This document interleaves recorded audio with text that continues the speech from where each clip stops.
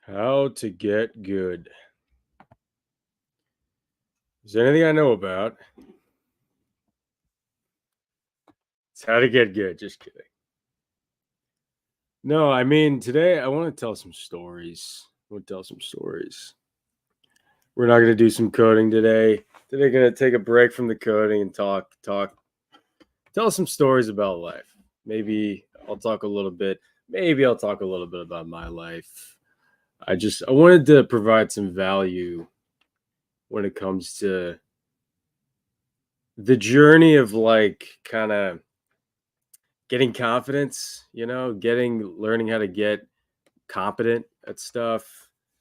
The let me get into Sketchpad. Let me get Sketchpad. I think that's what a lot of I think when I see a lot of content, I think what a lot of it's missing is like they'll tell people all the wrong stuff. I feel like they'll tell people all the wrong stuff. They'll talk about like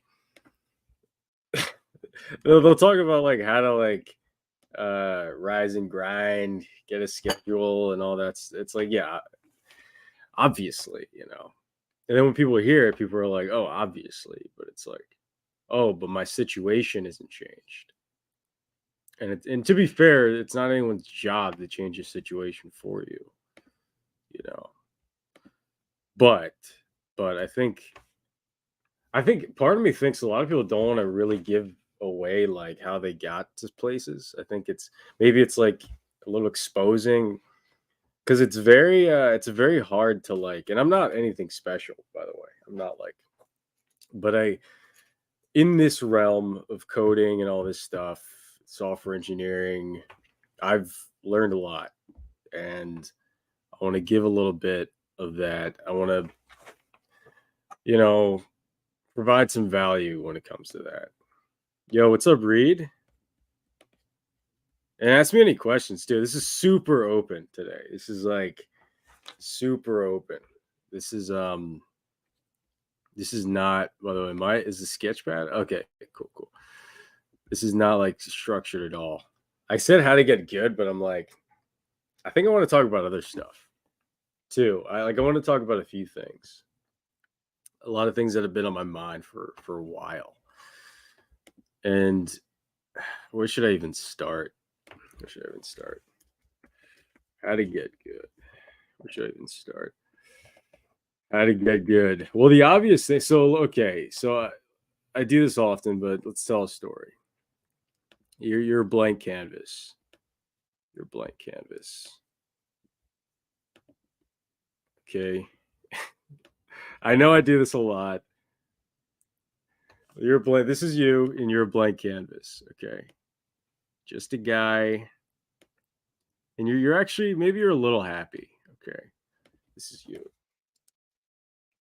Why do it's funny? Like I look this sketching program. I looked at it for 1 second, and now I just use it every day. Isn't that funny? Not every day, but every stream I talk about contests. I didn't look at any other Sketchpad programs. This one's just the one I use now. That's just how it is. Okay, this is you. You're at 0. And this isn't I'm not just talking, by the way, like, I'm not just talking about coding, okay? I I wanna make this clear. Maybe I should call it something other than I'm gonna talk about, like, software and stuff, but it's really in general just at 0. You wanna be somebody, okay? Let's just say it. Let's make it that. You wanna be somebody. That's kind of the because I remember when I was a kid, that was always on my mind. It was like being somebody. I feel like it was like which is like not great. When you think about it reflectively, it's like a lot of that comes from like desire, which is another thing I want to talk about. Because what I see, so like I see a lot of people that'll like be like, let's take coding, but you can take a ton of stuff. You can look at a ton of different things. Where I saw this video today. Let me actually go to this video. Do you guys see? Am I going to YouTube right now? I go into YouTube. So like This guy was like, what was he saying? He was like, he learned to code for like 4 years and didn't get a job, something like that. Is that what it was? I swear to God, I saw a video like this earlier. You guys get it. You guys get it. Or no, he like failed to learn code for 4 years. I'm just trying to get the video for reference. You see, but you see all this content where it's like, it's not, they're not getting at it. You know what I mean? Okay, I can't find it. Whatever, you get it. There's a lot of people that aren't, they're not hitting their goals. Okay. So like, I'll just talk about a common scenario where it's like you want to be somebody. And let's say maybe you see tech. You have a big idea, dot dot dot. And then you're thinking tech, tech guy. I want to be a tech guy. Okay. That doesn't, in your mind, you're thinking of like you're like, okay, 150K plus a year as a software engineer or whatever it is. Maybe that's an option. Super free form. I get it. And then you have another option, startup bro, startup, sell out, bro down. Is that what it is? Cash out, bro down. You're like, I want to be that guy. You have another option. Uh, let's see, just like every man sales, do whatever needs to get done guy. Yeah, whatever. You get what I'm saying. You have all these paths in life, and I'm just using this as an example. This could be a guy who's interested in basketball, a guy who's interested in blah blah blah blah blah. It doesn't matter. A guy who's interested in, he wants to be a real estate agent or some shit. I don't know. The point is, there's always these options on how you want to go about it. I think a lot of people interested in my channel are probably interested in this option, and you're a guy with at zero and you want to be somebody, and then you pick this career field. A lot of people right now are in a situation where the career field doesn't seem as reasonable as they thought it was. And I want to speak to that a little bit too. I'm going to speak about a lot of things. Hey, what's up, Javu? Yo, what's up, Reed? Hanging out. So, one thing that I feel like I like, let me tell a story about, like, for me, it's so funny because I'll look at this path because I was at this point, with like that amount of money, I guess, and it was pretty early, maybe like by the time, and this isn't a flex or anything, I'm just saying the reality. By the time I was like 18, maybe it was around when I turned 19, I was making six figures as a software engineer. And a lot of it's so funny because I didn't really want to be a software engineer. I didn't like my path. It's so funny. I didn't even see it as like me wanting to do a job. For me, I desired something really, I needed something that was like a lot bigger. I had a need that was a lot greater than myself. It's a really important concept. I'll say, let me make an arrow at this. This is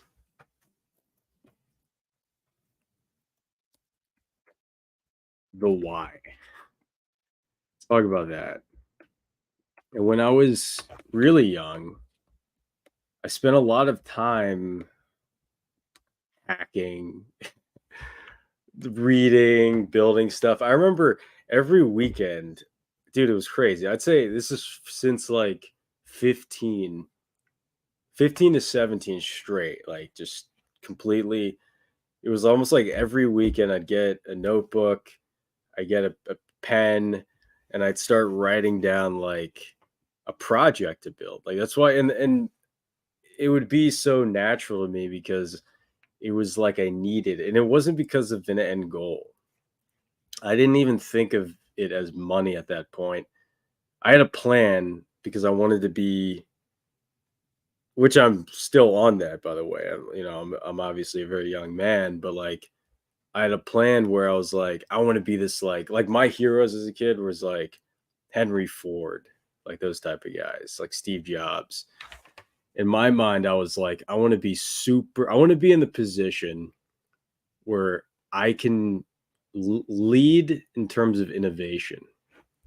And that was my mindset. It had nothing to do with money. What it had to do was a need that I had. And that need, where's my stuff? All right, let's get it. That need was freedom. I needed freedom. It's so funny, dude. It's so funny looking back. Oh, the chat. That's so funny. Will, man, you're the best. I think the best option for a software engineer is to get it into a cool startup that's actually trying to solve a real world problem. By the way, I'm reading the chat, not just make money. Figure out the dynamic of how successful. Yeah, definitely. And I'll talk about that in a little bit. I'll talk about because I've had different phases. The reason why I'm talking about my story is because I know it, and I'm not going to talk about someone else's. And it's a little interesting. Um, but because I remember I had 3 years of just working at a ton of startups, a ton, and doing a lot of different jobs and building a lot of different stuff at a ton of different. Like it was just all like a lot, and it's so funny. Technically, in terms of like being really like competency, I don't think I grew as much then that I did after. Like the past 2 years, I've probably grown the most in terms of competency with 2 or 3 years. But I grew the most. I just learned so much about business. Well, I can talk about that in a sec. I learned a lot. I learned when I say engineering competency. Yo, what's up? Jared, how do I get an 8-figure job? I just got out of a web boot camp. Will, to get an 8-figure job, you gotta, dude, you just gotta, well, first off, have you tried having sex? Okay, because that's what they don't tell you about getting the 8-figure job is that no virgins allowed. Let's see, and learn from that. Yeah, no, but there's many ways up the mountain. The point, it's not about, yeah. It's not about like, dude, it's about this, okay? It's about this. It's about the need, okay? It doesn't matter what you want to do. And I don't have to say too much about my situation, but like, dude, I needed it, Like I was like it's so funny because like mentally there like I was in a place then that was like super when this is when I was like a teenager and like a preteen. I was so hungry for freedom. It was crazy. It was crazy, dude. If anyone knew me back then, you can say it, or you would know if you were watching this. And that's not like a great place to be at. Like when you hear people that like got success early in some regards, not that like I'm like crazy or anything, but like I was able to navigate certain things very young. A lot of that isn't what you think it is at all. A lot of it's like there's a lot of negative stuff behind that. But and partially and I remember I had a moment around 20 where I got this, so like that so that's what's interesting. Let me talk a little bit about that. We're talking stories today. We're talking stories today. Maybe I shouldn't call this how to get good. Maybe do I just make another screen or something? Maybe one day I'll learn how Sketchpad works. Let me talk about what happens when you get everything you want. And it happens too early, and it's not even really what you want. Let's talk about the other side. What is this? Okay, let me just start a new one. Let me just get a new one. I'll figure out how Sketchpad works. Okay, let's see. So you have a need. Remember, like, comes from a need, not a desire. Okay, everyone just wants things. They want to be the guy. They want to be somebody. It doesn't. You don't. You can't. The world is doesn't. When you push at the world, it doesn't. You get what I'm saying. It doesn't push back.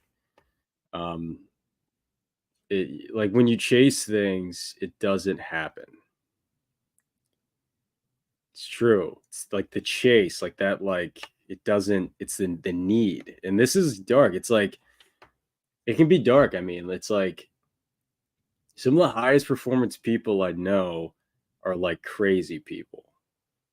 Like you guys hear that that Michael Jordan documentary where he's like just talking about how how to like it's so funny because like I know people like this and they're like crazy, but these are the people that'll run these big companies and be like they can just take so much risk uh where he just like makes enemies like he thinks of scenarios to hate his other the competition.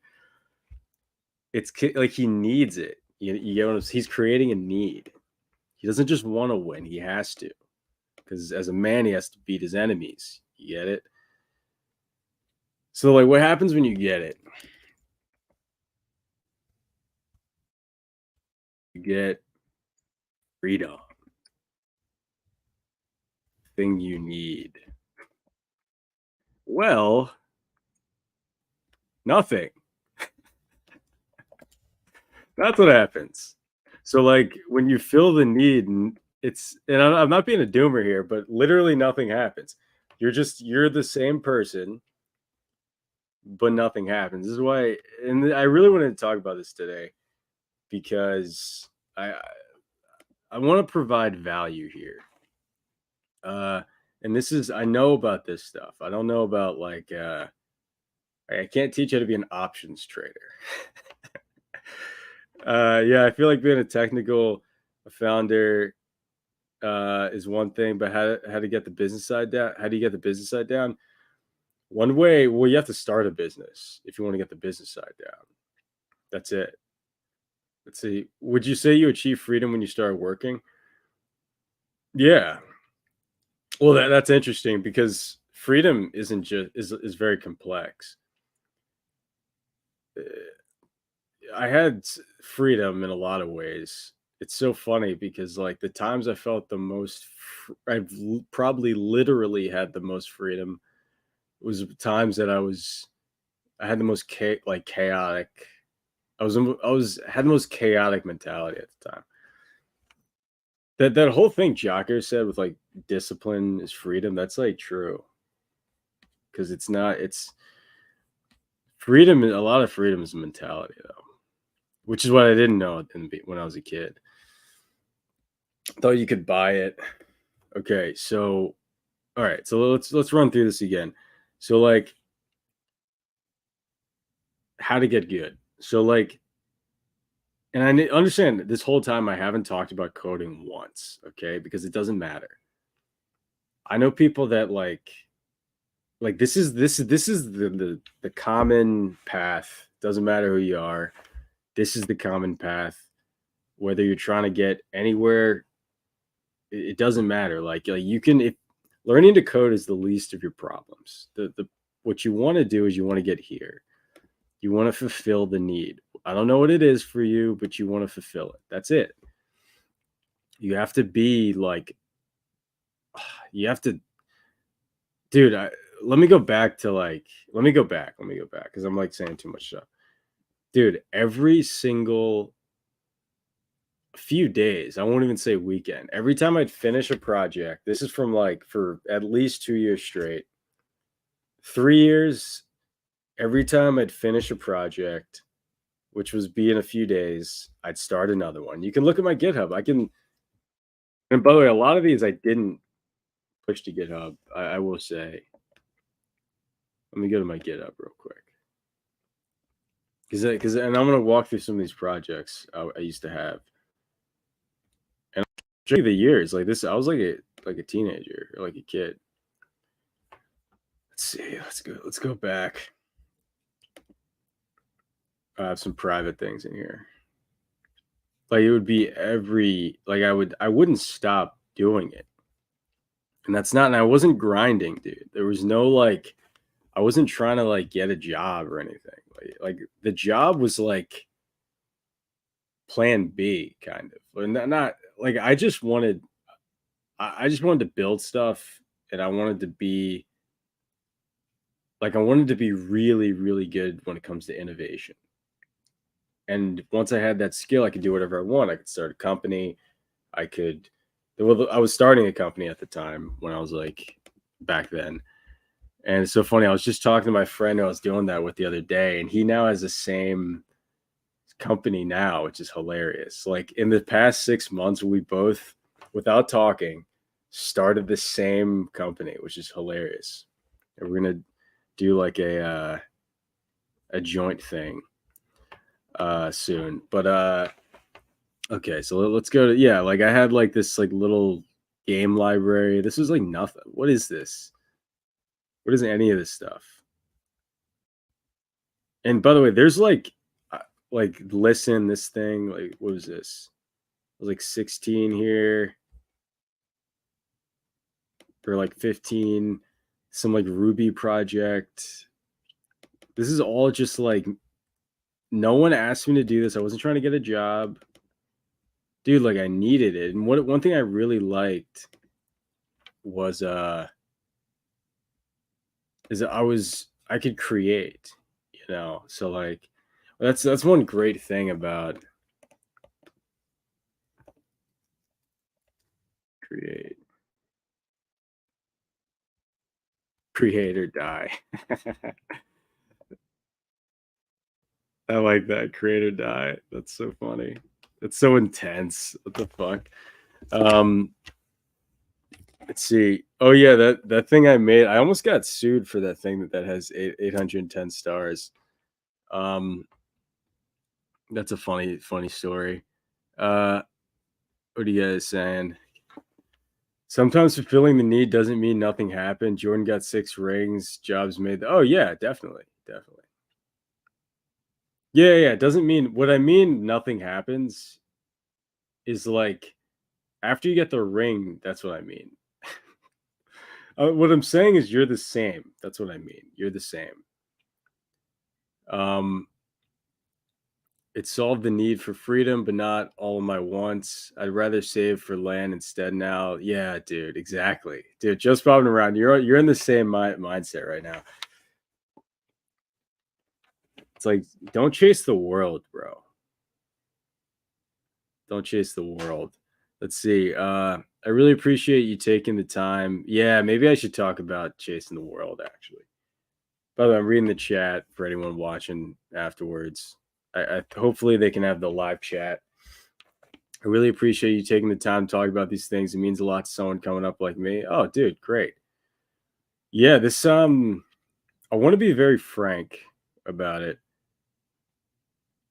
Oh yeah, no, I made it. So this project I have on GitHub, but like there wasn't, dude. This project was like, it's so funny because there things didn't have like tens of thousands of stars back then.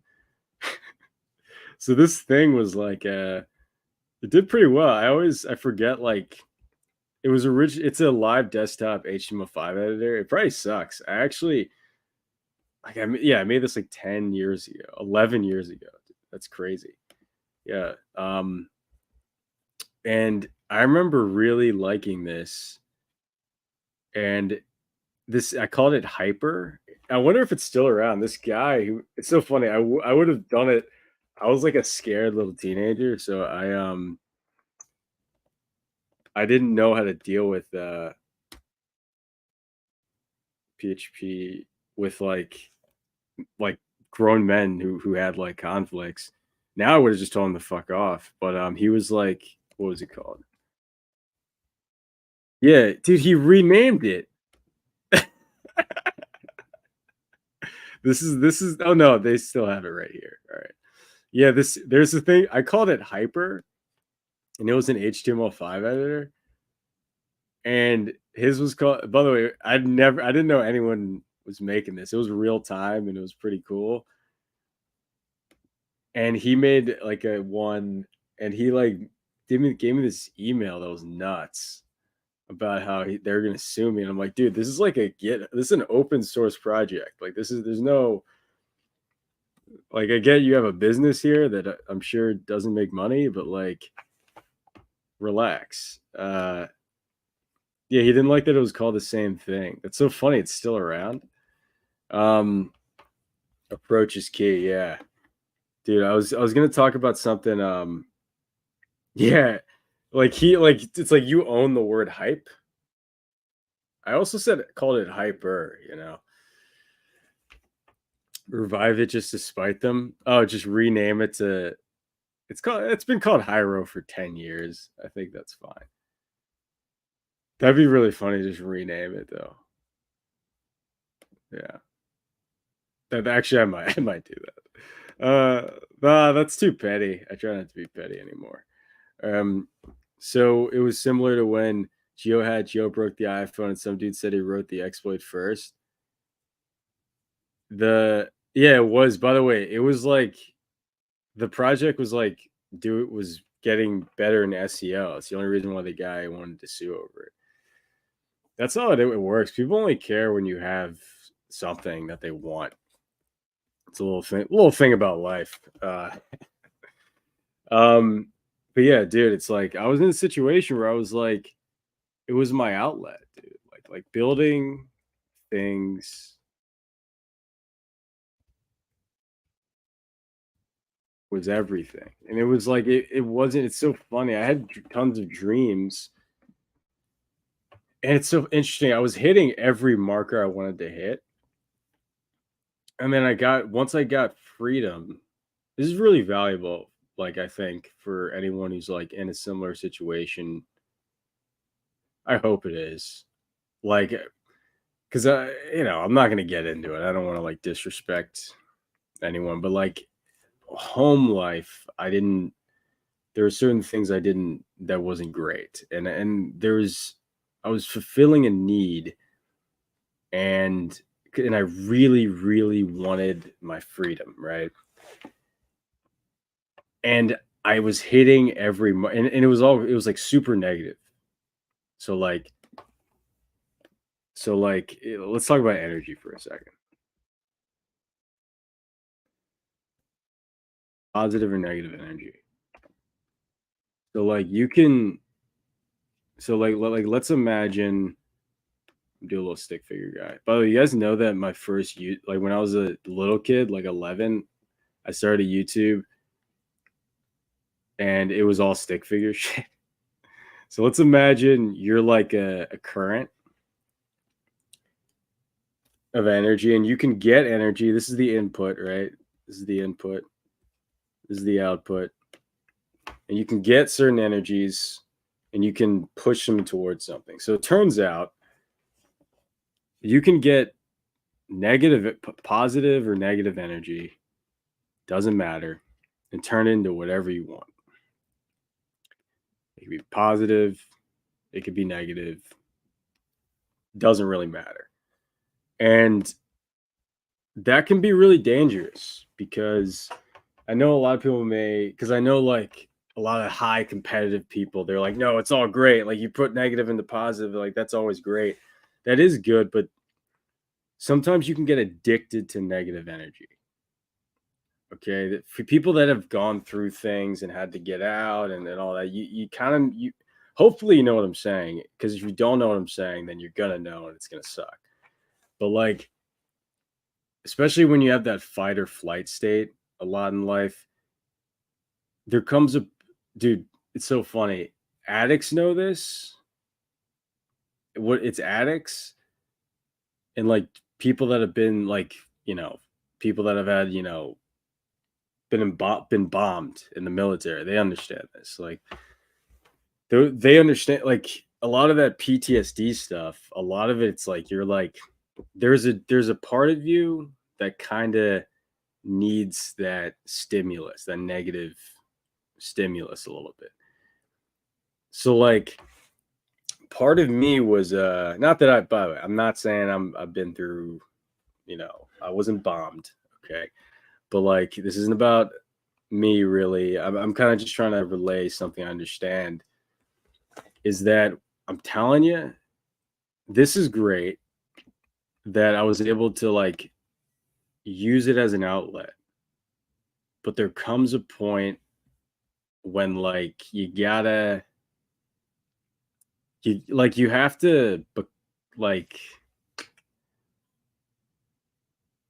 you have to fully know who you are at some point. You get what I'm saying? Like, so like you like all this is great and that's cute and like you can get to a point where you can like divert things and like you like there's that quote where it's like art it does like you're kind of making order out of chaos with like art, with like poetry and all this stuff. But there comes a point when you kind of just have to be still and you have to deal with everything. It's gonna happen. Like that's why I think like that 27 club thing is fascinating because it's like let's see what's up Gus. I hope to build because like there's something about the creatives of the world kind of they do it too much, man. Like the Kurt Cobains. I don't know how they died, but like my theory is there's something where they just make some sort of deal or whatever, and they're just like, I'm just gonna like this is the only way I can live is being fully negative. And when you're like 18, that's fine, but eventually it catches up to you. See, can you even be good at Googling stuff right now? Yeah, dude, SEO does suck right now. Negative energy can be addicting. We see it often with people who self isolate for extended periods of time. Yeah, you always want to get into shoot a situation, try to get out just to get that sense of accomplishment. Yes, at some point it becomes addicting. Exactly.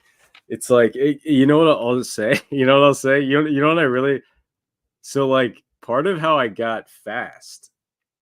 Wow, this is interesting. This is interesting. Let me talk about how I got fast at building stuff. So part of why I got fast was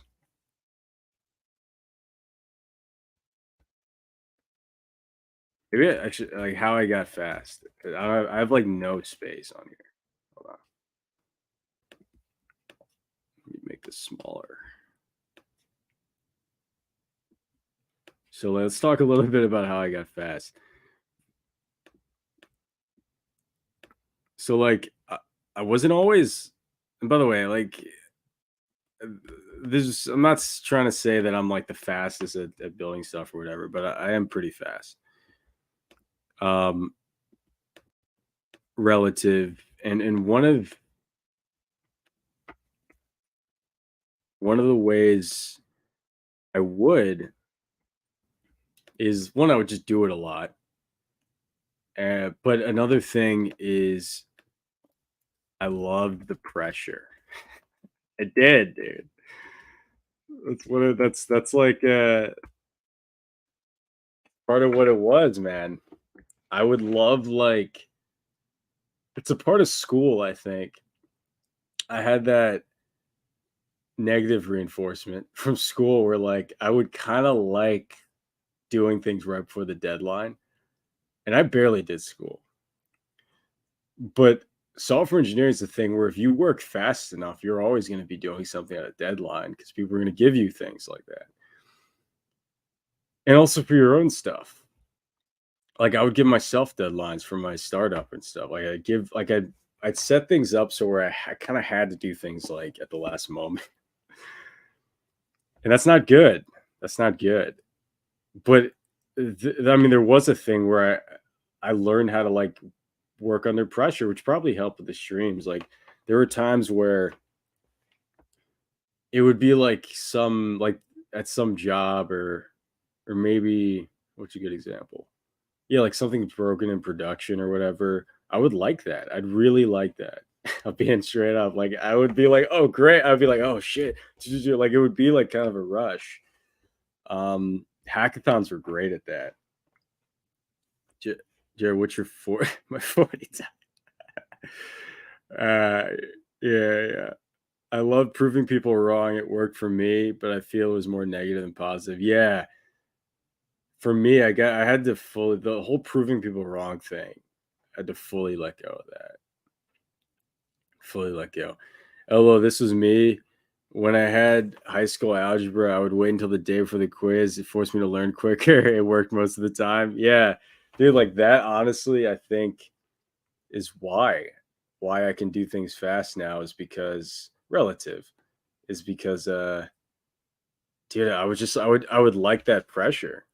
Hackathons were perfect for me. Like all these hackathons I'd go to would be like, just like got to hit the deadline, and it would have to work, and it would have to like hit the time.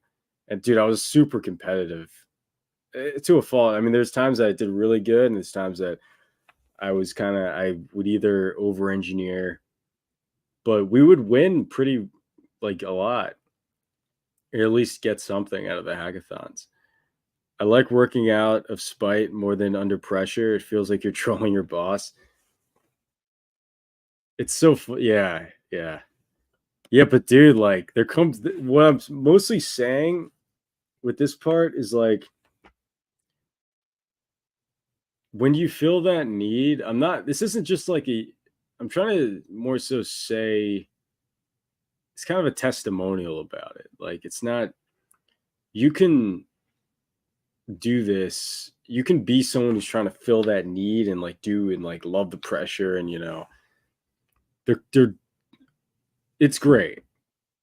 And you're gonna like succeed to some extent if you do that, but nothing's free, and eventually you're gonna have to it's like eventually there's not gonna be anything. There's gonna be no enemies. You get what I'm saying? And what are you gonna do? It's like what do you it's like there comes a point when there's no pressure, there's no problems, there's no negative anything. It's like who are you then? That's I'm not trying to be preachy, I guess, but that's just one thing I do want to note about that because like I don't want to just say that like it's all great. But yeah, if you can tap into that ability, obviously, you're gonna be better off. And what's more stuff I had here? Oh yeah, yeah. This is important. This is really important. Really, let me actually get rid of all this stuff here. This is probably the most important thing. Let's talk a little bit more stories. So like this is advice. And it's something that like I said, I'm not going to tell you anything I don't know about. This is something that I think it's just so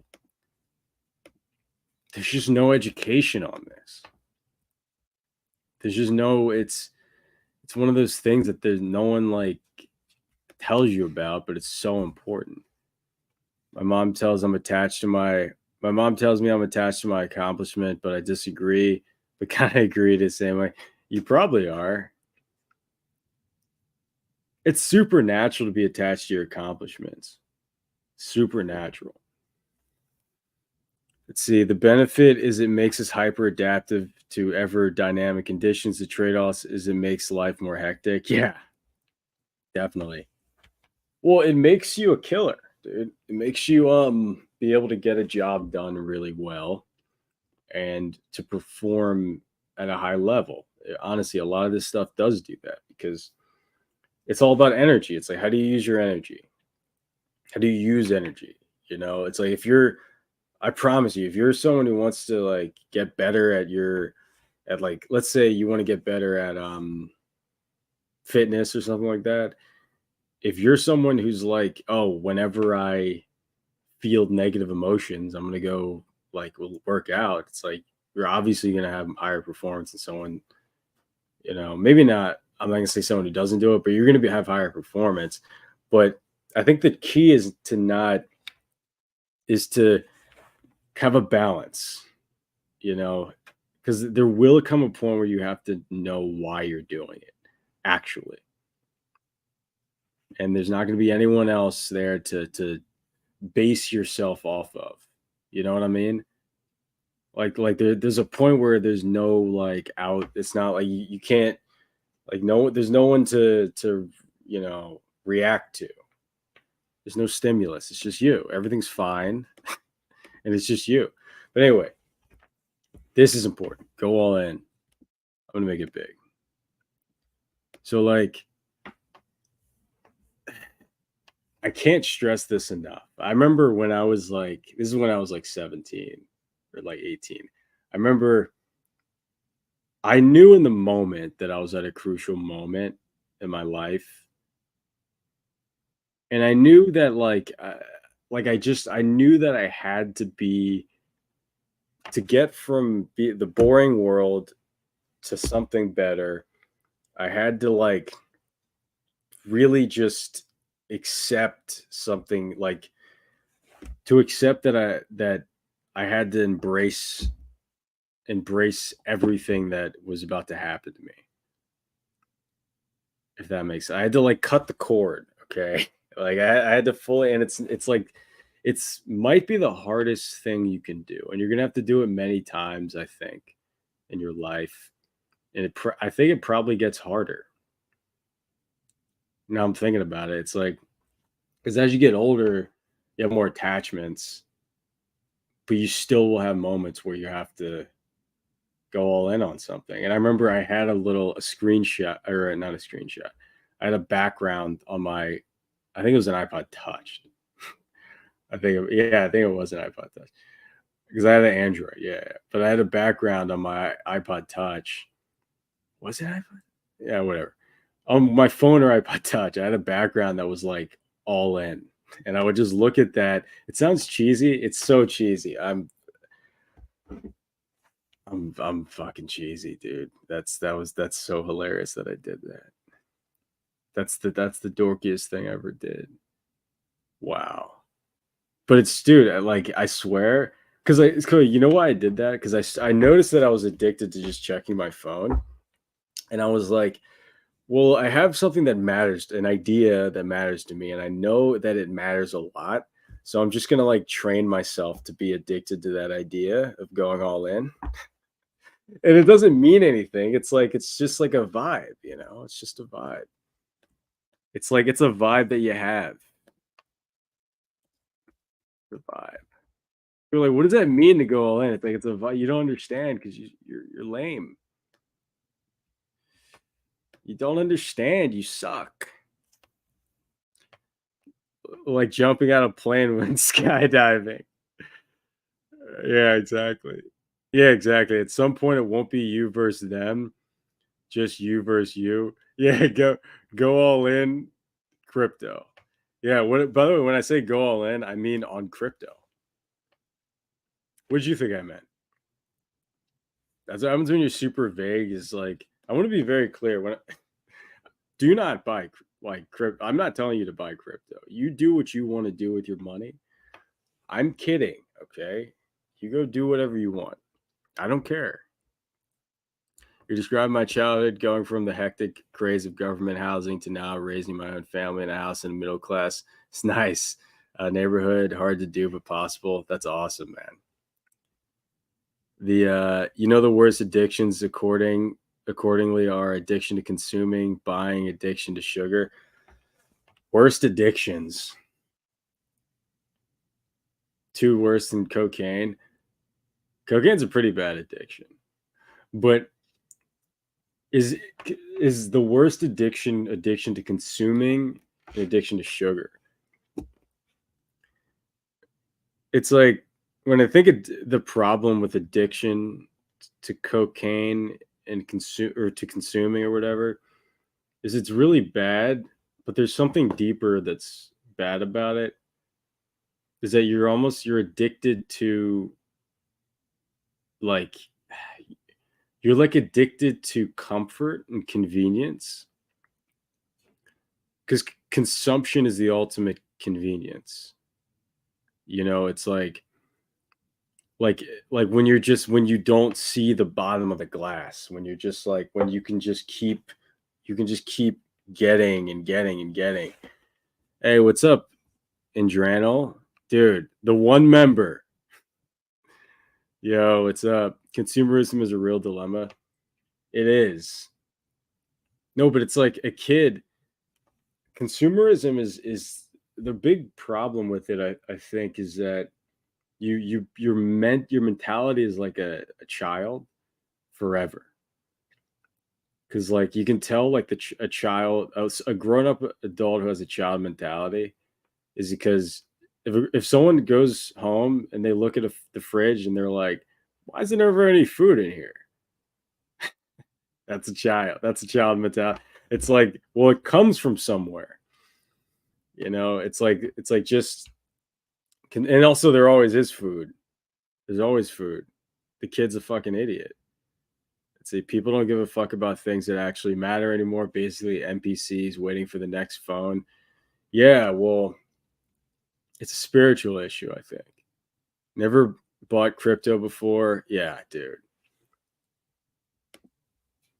Dude, go all in though. It's like so part of why I was so obsessed with that idea of like you can say go all the way, go all in is that I was like I knew that it was like so important to put all your energy towards something. And the great thing about and by the way, I get it. I can already hear the whispers, right? Or the not that I have voices in my head, but I can already hear like it's like, oh, but what if everything fails? What if you fail? That's the point. That's the point. It's like, dude, I remember there was a moment when I was because I dropped out of like I was at Drexel University and I by the way, I didn't want to go, but my dad made a good recommendation where he was like, "Oh, you should," because but by then I was already like doing it. I was like super focused, and I was like, "No, I'm gonna move to New York and like I'm gonna work at Kickstarter." And like I was like, I don't know why I say Kickstarter, but I was like, no, I'm gonna like, and then I'm gonna like work these startups, and then I'm gonna start my own startup. Dude, I was like super like, and like just like that's what it is. And my dad was like, no, you should try like college and get, even though I couldn't really afford like college, but I was like, you should try to like get the dorm experience, stuff like that. And I to this day, I have a ton of my friends and people I care about are people I met at Drexel, and I had a great experience there. It's so funny. The 1 year I was there, so much happened, dude. I was like rushing a fraternity at one point. Like I was running like the hackathon there. I was like running all these events, not going to class really. I remember I went to biology and like I did the midterm and I was like, I didn't know because I didn't go to the lectures. I went to like half the lectures. I didn't understand school because in high school, school for me was like going home. Like my education was like almost you know what? In high school, I took a lot of business classes and I took those like pretty seriously, even though they didn't have to do with anything. Uh no, they had to do with life. I still remember all my business class stuff. Isn't that funny? But like, dude, I don't remember like chemistry or like I don't remember that. Like that's not but I was like all but I did good enough to like get into college and all that. But the mostly because I like just cheated. No, I didn't really cheat. I just like I would like copy homework a ton and like, you know. Uh but anyway, I remember, uh, yeah, I was at Drexel, and there's a moment where I was like talking with people, like, and I remember I was like in talks where I could have, if I like actually did the school thing, that this guy who I knew for some like startup dude who wanted, he saw me as like someone that was like a gonna be like a, be somebody in tech and all that. So he was like, dude, like let me get you into Penn and like do all this, and I saw the pathway of like a normal life. And it's so funny. I still remember the moment I was at Rittenhouse Square in Philly, and I was like sitting there, and I was like, oh dude, I could like be like a normal guy. And I was like, and I was like I was like, I could just stay in college, like, and I was with me and my buddy Carter. We're just building every day because we were like, we're gonna move to New York and crush.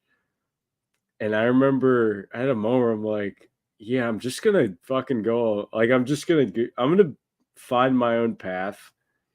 It's gonna be weird. I don't know where I'm gonna end up, but I'm gonna do that. And I don't really know what the path is. And I just like dropped out. Like I told, or I don't even know if I officially, I told it pretty much the school. I think I told the school I was going to drop out. I did something to like officially not go, or I did something I couldn't like go back on. I did something like that, and I remember maybe it's like I withdrew from some crucial class or some shit. I don't know, but and I remember I was like, huh, and I in that moment I realized, oh, you can like do whatever you want. I was like, there's no, after that I remember getting into Hack and Y, and I was like, okay, well, I'm gonna do Hack and Y, even though I technically dropped out. It was like this, probably it was one of the most competitive college programs for tech people, and I got into that. And that's funny because I was thinking about it, I'm like, yeah, I think it was because my GitHub was good. I think that's why. Because I didn't do, I don't remember doing the essays honestly. Um, but anyway, so I got into that, and then I was in New York, and I I kind of treated it as like I'm not going back, so I got to just take, and every opportunity I get, and that's when I got the job at the New York Times and Business Insider, um and I kind of was just like, this is just me now, and I started a little consulting company. Let's see. Let's see. Oh, you guys are saying stuff. Go all in is equal to live your life. Grab the world by the balls. Yeah. Yeah, I think it's do what you want. It's like having agency. It's like exercising your agency. But it's not just about it's not just about live your life, in my opinion. It's you have to accept the consequences and still move, is what it is. So it's like you accept that you might be destroyed. It's like you have to accept that like you might have a lot of consequence. Like you're picking a direction. Like it's a super. I forgot. This is, I think it's Jordan Peterson. I'm not like pushing him or anything, but I think him, I think he said this where it's like picking a direction or whatever. However he said it is. It's like so important that you not picking the direction is like you're so worse off.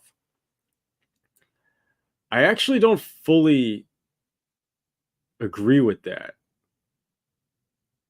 because like mentally, and this is important, I think, for if anyone's like just feel mentally weak and you want to get to a point where you're mentally strong, you have to accept at some point that if you have to be able to make decisions you want, knowing that the consequences are worse, could be worse. Not that it will, obviously, not that it will be worse because you wouldn't be doing it. But that's the point of risk. It's not that if you logically say it, it's like, oh, it's like, yeah, okay, if you're lazy for 10 years, then that's gonna be worse. It's like, okay, but that doesn't mean anything to you when it comes to taking action in your life. When it comes to taking action, the thing that actually, in my opinion, gets you to level up is your ability to still do something when you know that that it could very well hurt more than staying where you are. It's like you could logically say, well, like, oh, if I stay, it's like, no, no, dude, like you can fuck up and you can make like choices that you'll regret, but do it anyway because it's what you want to do, and the benefit could be everything you want, everything you desire, and like it goes from being like someone that you can look in the mirror and be really proud of for someone who you can't be. And I'm not going to sugarcoat it for anyone. Like to be like life's not free. This is I'm being a little real right now. Like I'll get back into like just chilling, hanging out, but like there's a reality to the fact that if for you to be someone who really has that inner peace and you look in the mirror and you like who you are, you're gonna have to really commit to something. It's not you're gonna have to have discipline and it's not gonna be easy. It can't be that every guy has an easy life and he can be proud of himself and happy with himself. It's like life's not that fair. And I don't mean you have to torture yourself or whatever, but you have to work hard. You have to put shit on the table. Let's see. I went through almost the exact same thing. Tried school, saw myself going towards a normal life. Then I pulled the cord. Yeah, dude. I wanna. Let me talk a little bit about how I left the New York Times because I actually, I kind of want to talk about that a little bit. Um, I learned more calculus at an old machine shop job than a lab than in my entire degree. Yeah, that's funny. Well, hmm, you may have had a lot of context about calculus that you got from your degree, though. To be fair, the fact that you got into the New York Times without a degree must have felt you had something that distinguished you from other candidates. Yeah, let me talk about that for a sec. Let's see. The dude, all he does is yeah, yeah, yeah. It's so funny. Um, let's see. He's the most unstable. Yeah, yeah, yeah. Dude, yeah, no. Jordan Peterson is like he seems unstable as fuck. So, which maybe, hey, maybe if he got my advice there, he'd be more stable. I'm just kidding. He doesn't need my advice. It's about how good you are at making decisions before time runs out, dude. And Randall, that's why you're the top member, bro. Yeah, it's about how you make decisions. That's it, man. That's it. It's like, can you make decisions? That's what it's so important. It's like it's everything. Can you make a decision? And then there's ripple effects. If you can't make the decision, that's going to start to ripple effect. And you won't see it in the beginning. You'll see it later. You'll see it. And this is a tough thing about life. I don't know everything, but like I'm just saying things I do know at least. And if there's certain things you just don't see for 10 years.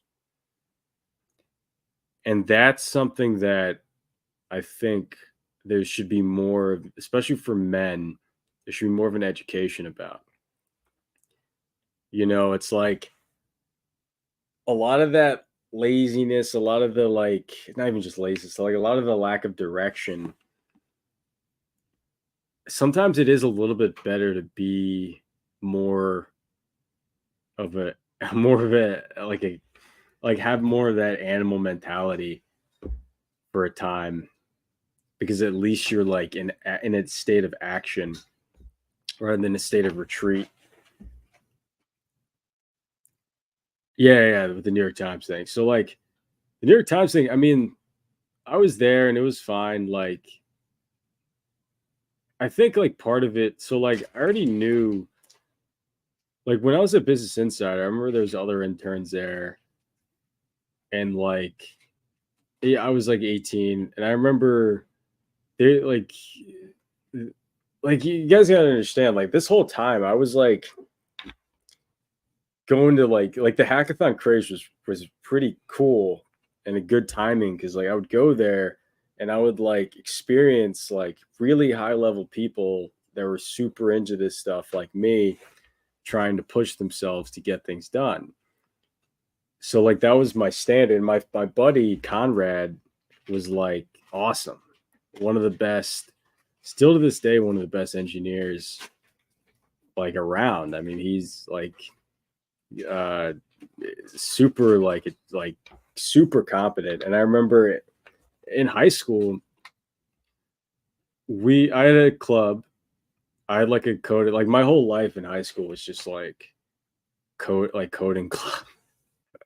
And well, it wasn't just that. I had other clubs too. I remember I wanted to start clubs because I had this idea. I was super into like leadership back then, and like I wanted to kind of like learn about that stuff. And I remember like at that point, I even stopped playing sports and stuff, and because I was fully into this like stuff. Like I was just reading like startup books, Paul Graham's essays, like I was reading like about coding, like about operating systems. I was reading about like Henry Ford, and like I was learning about business, and like that was like I was obsessed, like obsessed. And I remember I had this club, and that's a whole story about that club. Maybe I have I told that. Yeah, whatever. It doesn't. I'll just say it some other time. But after a while, the it was like me and like Conrad were these two kids at that school that were like really good. I mean, he was like incredible, but like he's an iOS guy. I mean, uh, he started like a pretty big like company that Apple bought, by the way. Um, and I remember we were like super competitive with each other.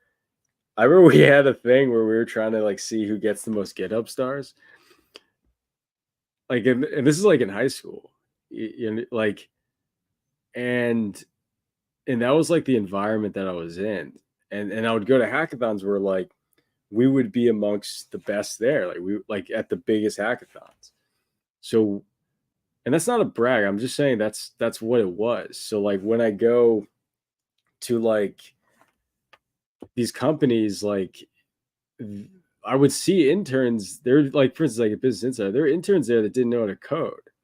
So I already kind of, just to answer your question, I kind of knew who I was. Like I knew, not that I'm special or at all, but like I knew that I had. So I didn't get a lot of imposter syndrome. Is that I kind of understood. I was already dealing with engineers for a while until then, and I knew that I had some talent in the space, but I also was always around people that were better than me too, and people that at least I thought were better than me.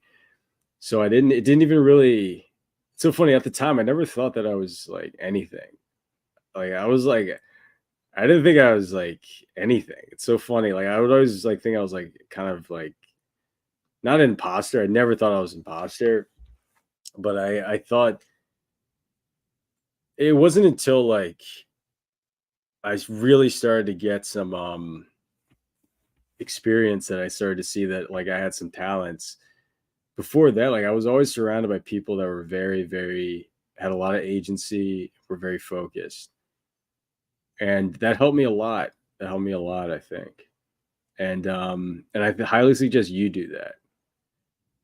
Always like try to be in rooms with like, but this is stuff that we were like me and Conrad and like other people. We were like aware of this in the moment. I remember we would go into Philly. We lived outside of Philly in Jersey, but we would go into Philly as like 15 and like go to these startup events and be like kind of hustling a little bit, be like trying to get internships and opportunities and trying to meet like who's like the people, who like know stuff. And and that's a while ago. I'm realizing that's only like 2012, 2011. And it was so exciting to me. Like I have such like looking back, like it was so exciting. And yeah, New Jersey. And so once I got into working and like working at these startups and companies, I would see it people and I'd be like, oh, like I can see, like I've seen like the best. I've seen people that are like the best at that point. And a lot of software engineering teams just aren't at a high level. New York Times is at a high level, by the way. They had some of the most talented people I met, um, which helped me a lot, just like consuming all that, just being around that. And I remember I had interviews, and I wasn't like perfect. It's so funny. I'm not trying to like say that like for instance, I remember I had a Facebook interview that I did like horrible in. Cause like like they were saying stuff and I was like, dude, I don't know. Like I was like, what the and I think I was like hungover. Like it was like but my imposter syndrome went away after my first networking event. Every time it comes back, I just go to one. Yeah, no, imposter syndrome's stupid. Yeah, imposter syndrome's not real, you just suck. Yeah, exactly. Yeah, there's no imposter syndrome, dude. There's no imposter syndrome. So this is probably the most important thing. It's like you have to like you have to make it count. Let me actually talk a little bit about let's get away from story time. Let's talk a little bit about let's see. Let's talk about focus. Let's talk about focus. I keep doing that. This I know you need it. I know you're not paying attention to this. Focus. I have trouble with this. Everyone does, but like this is super important. And I want to talk a little bit about an exercise that I think is really good for this. Because it's not so much like a lot of focus, you can't like force it. Because focus is really the make or break. Like this is make or break for who isn't good versus who is. It's just like focus. Like it really is. This is really the make or break it. Your ability to focus your energy. You understand how I didn't just say attention. It's not just about your attention, it's about your energy. You know, it is kind of like those animes where they're charging up their energy and all that. That's a little real. So like where energy goes, money flows.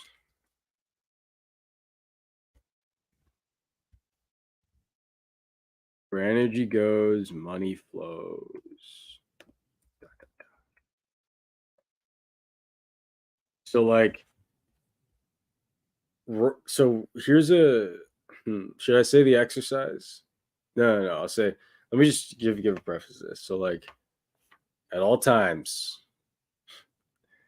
I don't know who needs to hear this, but at all times, you can be in a situation where, and you don't have to blame the people. Doesn't matter who it is. Doesn't matter. But like, people take your energy. Ideas take your energy. It's like businesses, like people. Your iPhone, okay. Every time you go to Twitter, it's meant to take your energy. It's what it's supposed to do.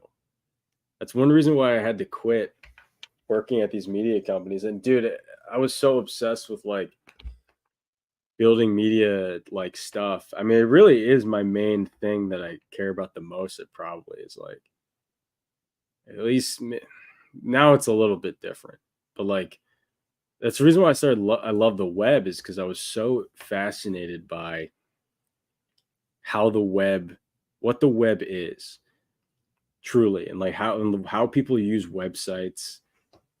Like I was so into the web. It was always like what it was my gateway into this world was like looking at like why people share things, what it is that we're doing when we go to youtube.com, because that was my experience. I used to love the web. I used to love going to YouTube and all this stuff. And partially like the reason why I'm mentioning that is because a lot of what I experienced and that actually for a couple of years I was a little trying to get out of tech, which I can talk about some other time, is because so much of what tech became, the wide-eyed kid that was going to those tech events and crushing and all that, I started to get disillusioned because I started to see, oh, what I'm doing in my dreams is to make a company or work for one or whatever that is just draining people's energy. That's just kind of taking advantage of people. That's what big tech does largely. And they can have their missions and all that. It's not really about a lot of it is about taking people's energy. And right now, if you like, because like I saw it, I remember I was. Can I say this? Well, so like a lot of these companies, like especially in media, like a lot of these media tech companies, they just care about the clicks. So like it's like the biggest, like I remember when I was not, this wasn't official, but like when I was at the Times, I was there when Trump got elected, and I remember, how they all hate him and all that. And I remember being there, and they were like, it was the biggest day there. They made the most money on election day, right? And they're all like, because yeah, like that's like the biggest day, so they had people staying on call and shit like that. But it doesn't matter. But and I remember being like, this is like you guys love this. They did genuinely, and even though they like culturally hated them, and I started seeing the patterns of like how CNN operates. It's like, why would if they hate this guy? Why would they have his like they put on his stadium for his podium for 3 hours or whatever before any he even shows up? Like they're pumping it. Like they make money off of everyone's uncles, no matter which everyone's feverish boomer uncles, no matter which political side they're on. And I got really like, I was like, I didn't like that at all. And and remember I remember talking to people back then being like, because there'd be like a BuzzFeed article, because I didn't know anything about cultural stuff at all. If anything, back then, I was definitely more like I was like into Bernie and all that. I was like a fucking idiot. I remember dude, like I would like canvas for because I genuinely thought these people were like trying to like say like how save the world. Like swear to God, like I had no. But and what's sorry, a little aside. I'm gonna get back to what I was talking about. But what's so funny about that is because I'm all about I gotta do it. I gotta like do something. I gotta like I want to take action and be a part of something. And I would be like, yeah, let's go. Like, yeah, we got to like canvas. Like, that's great. And I'd be like at these events with these people, they're into Bernie and all that. And I'd be talking to them. I'd be like, yeah, okay. So like, you guys don't like bosses? That's yeah, yeah, yeah, yeah. And then and I'd be okay. So like, what are we gonna like? Who's gonna run the business? And then like I'd hear about, and then eventually I would hear about what they were saying. And dude, I was like, "Oh my god, I'm these people are like retarded." Like they don't know what like they don't know how like supply and demand works. Um anyway, that's a like they don't know how. I don't want to get too political. I don't want to. I get it. You guys like your favorite guy. I don't care. Um but that's a little aside. And I remember in that time I would see that I'd be talking to people and I'd be like, "Dude, you like you know BuzzFeed doesn't care about these, like BuzzFeed would push like Black Lives Matter stuff and all that." And I'd be like, "Dude, you know BuzzFeed doesn't care about these, like this is like they're an entity, not that that's a real issue." Oh, okay, no, okay, now I'm getting people pissed off. But like, come on. Like don't be a victim. Stop looting. Uh but anyway, so like I just have to say what I think, all right? It's the only way streaming works. But I'd be so like I'd be talking to people about oh yeah, about how I'm like, because I remember in the program I was in, but they had all these speaker events, Hack and Why, and they had one with the guy, the BuzzFeed CEO, and it was like intimate conversation with us. It was like we're the tech elite kids, and we get to talk to. That's what they kind of call themselves. There, it's I know, but and then like and then they talk. The BuzzFeed dude's there, and he's talking about it. I'm like, so this guy just had like a lab that was a Huffington Post, like it was called BuzzFeed Labs, where he just was so obsessed with why people click on things from like a data point of view. He's just like a nerd. Like he was obsessed with why people click on things. That's it. Like there's no like when you see BuzzFeed, like let's go to BuzzFeed right now. Like he was like, "Oh, I can be the best at this." And then oh my god. See, it's like they're like pushing lesbianism. Okay. So they're like, look at this. I can't even I'm not gonna this is like insane. Okay. Yeah, this is insane. But you see like the 30, 17. Like why would they pick 17 there? You ever because the engagement, okay, a little I know I'm going in the weeds. I get it. The 10 doesn't evoke like there's not as much of an interest when people see these like round numbers like 10, 20. These people have been A/B testing how you react to stimulus for like years with a ton of data. 17 is more interesting, and you're kind of like an animal with how you react to things. And I swear to God, if they made this 10, they would get less engagement. I would bet you tons of money.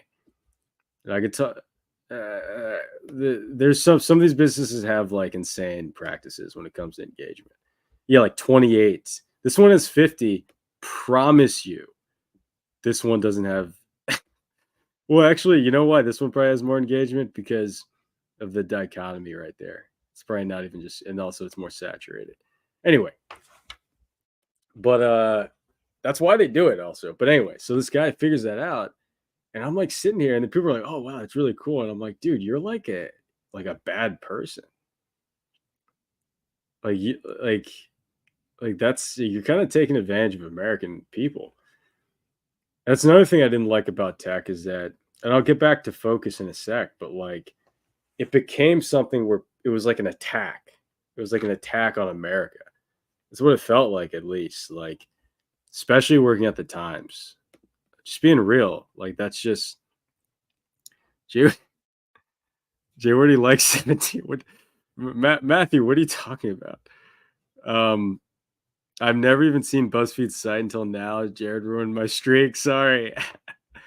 Matthew's like destroying the chat. Big tech wants female engineers. I must undergo surgery. Dude, big tech wants big titty engineers.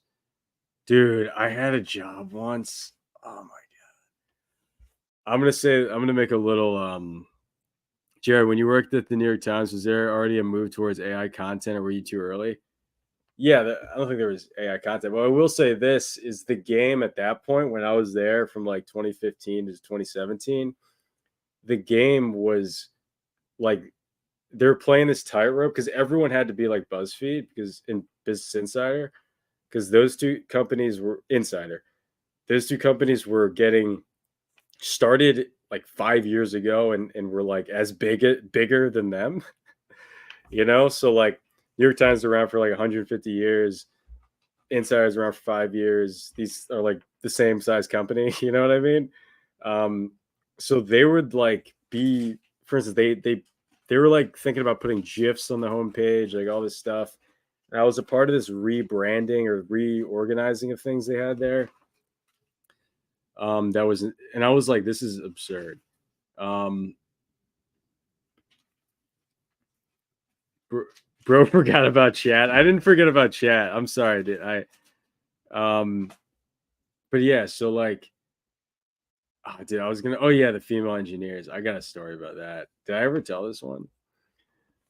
You want to hear an interesting female engineer story? I won't give up the company or the names of anyone. Okay, it's all good. If you're a part of this, hey man, you're cool. I'm not trying to. Your identity is fine. Um, but this matters because you have to know this was a good company that you would want to work at that pays well. Okay, so that's why it's a relevant story on the Jared the Coder YouTube. Um, yeah, no, but I didn't. There's another part of it I didn't tell. So like, there's a story. So like, they're trying to hire for the senior position. I told this part before, but they're trying to hire for this senior position at this job. They keep making it like less senior at like it's so funny like because they have to because the one girl on the team left right when like the week I got there and she no the she like and at my onboarding the day I was onboarded she went up to me and was like she was like oh just so you know this is like 5 years ago so I was like 22 she was like just so you know uh like the boss guy he's like he's new and he's like he doesn't know the difference between like he doesn't know what type checking is. He doesn't know type casting. She was like saying like all this like basic stuff he didn't like understand. He's like, and then and she was like, and she was like, and he doesn't like let me talk and stuff like that. And I was like, okay, I don't listen. I don't know. There's another thing that I won't say about that was kind of funny. It was I'm not gonna say it. I don't want to be disrespectful, but anyway, so like the dude was like it was so funny. So fast forward like a year later, they're trying to hire for female dev. They've been trying to hire for like 6 months, I think. They can't find any. I remember interviewing some of these girls. Some were good, some weren't. The ones that were good would be picked up by Google like the next week, swear to God, or like some other thing, because like that's just how it was. Everyone's trying to get female engineers because everyone's retarded. But so there's this moment where there's another, and by the way, it's a junior position at this point, and there's like she's an attractive girl, and like I'm co-interviewing with the boss guy, and he's just, and by the way, she doesn't know how to make a JavaScript function. Okay, this is a front end junior role, I think. No, it's a full stack junior role. She like she can't make a. I was supposed to vet the front end side because I was like doing all the Vue.js there, and I'm like, listen, like I don't even know like what to say. And then the dude's like, he's like, dude, she's like, I think he wanted to. See, he was like really pushing for her to like work there. He's like, she's like pretty hot, right? And I'm like, dude, I'm so uncomfortable right now, dude. Like I like you're like 50 and like you're my boss. Like I don't know. But and it was so funny because he was so pushing for her to get the job. And I was just like, obviously I'm not gonna say what company this is or what it is. But like, and I remember I was a moment where I was just like you she can't code though. Like we need like an actual developer. It was I did. It was like so funny because like the most woke guys are the ones that are the most like creepy. Being 100% GIFs, bro is speaking Japanese. Yeah, Will L quit your yapping, dude. Matthew, I feel like every time you get on here, dude, every time you get on here, you're drunk. Uh, Jared, which company was it and why? No, I watched a clip of senior CS students being asked to write an anonymous JS function and they didn't know what to do. Yeah, I mean, they also may not have known JavaScript though. Like, I don't know. If they don't know what an anonymous function is, that's a different problem though. No, being like a thing doesn't matter. The thing I know the most from like being self-taught is that people have different identities. Yeah, Matthew goes all in when he chats. Yeah, exactly. No, dude, I remember oh man, what was I talking about? Oh yeah, focus. But I remember being there and I was like, so this isn't like a real company, right? Because this isn't how real people act. By the way, like that's I think she probably would have gotten like 80K. I don't no, she probably would have gotten over 100K actually. I forgot at that time at that company, I think. Yeah, I think it probably would have been 110 or something like that. No, she wasn't hired, but like the guy who was like the woke guy trying to get like the 50-50 female thing, who was super creepy about her. He was like trying to get her in. That's so funny, dude. Like, this is what they don't know is that the guys that are the most like, they'll like skin you alive for being like for not being a feminist, like those like retards, they're the most creepy with women 100% of the time. And that's what they don't know, okay? But you know, so yeah, we didn't hire her. It's always the case because they're not confrontational. That's why. So they don't. So it's all everything's sneaky. Um, all love. I actually don't have any like this particular person. I don't have any like beef or anything. They don't. Hey, they may not even know if this is them. This happened multiple times. Could it be? Um, just hearing the story made me want to kill myself. Yeah, if you're like wondering why you didn't get that dev job, like, hey, that's probably why, like well, people like if you're Asian and you didn't get into college, like it was probably an end if you catch my drift. Is this YouTube? I can say it, right? I, I, in- it's YouTube, so I probably shouldn't say it. This isn't a real Jared the Coder stream. There's no tick. Oh yeah, I gotta. So let me talk through what happened at the company with stick figures. It's funny. I started YouTube at 11 doing stick figures. I left the game for 15 years. Okay, so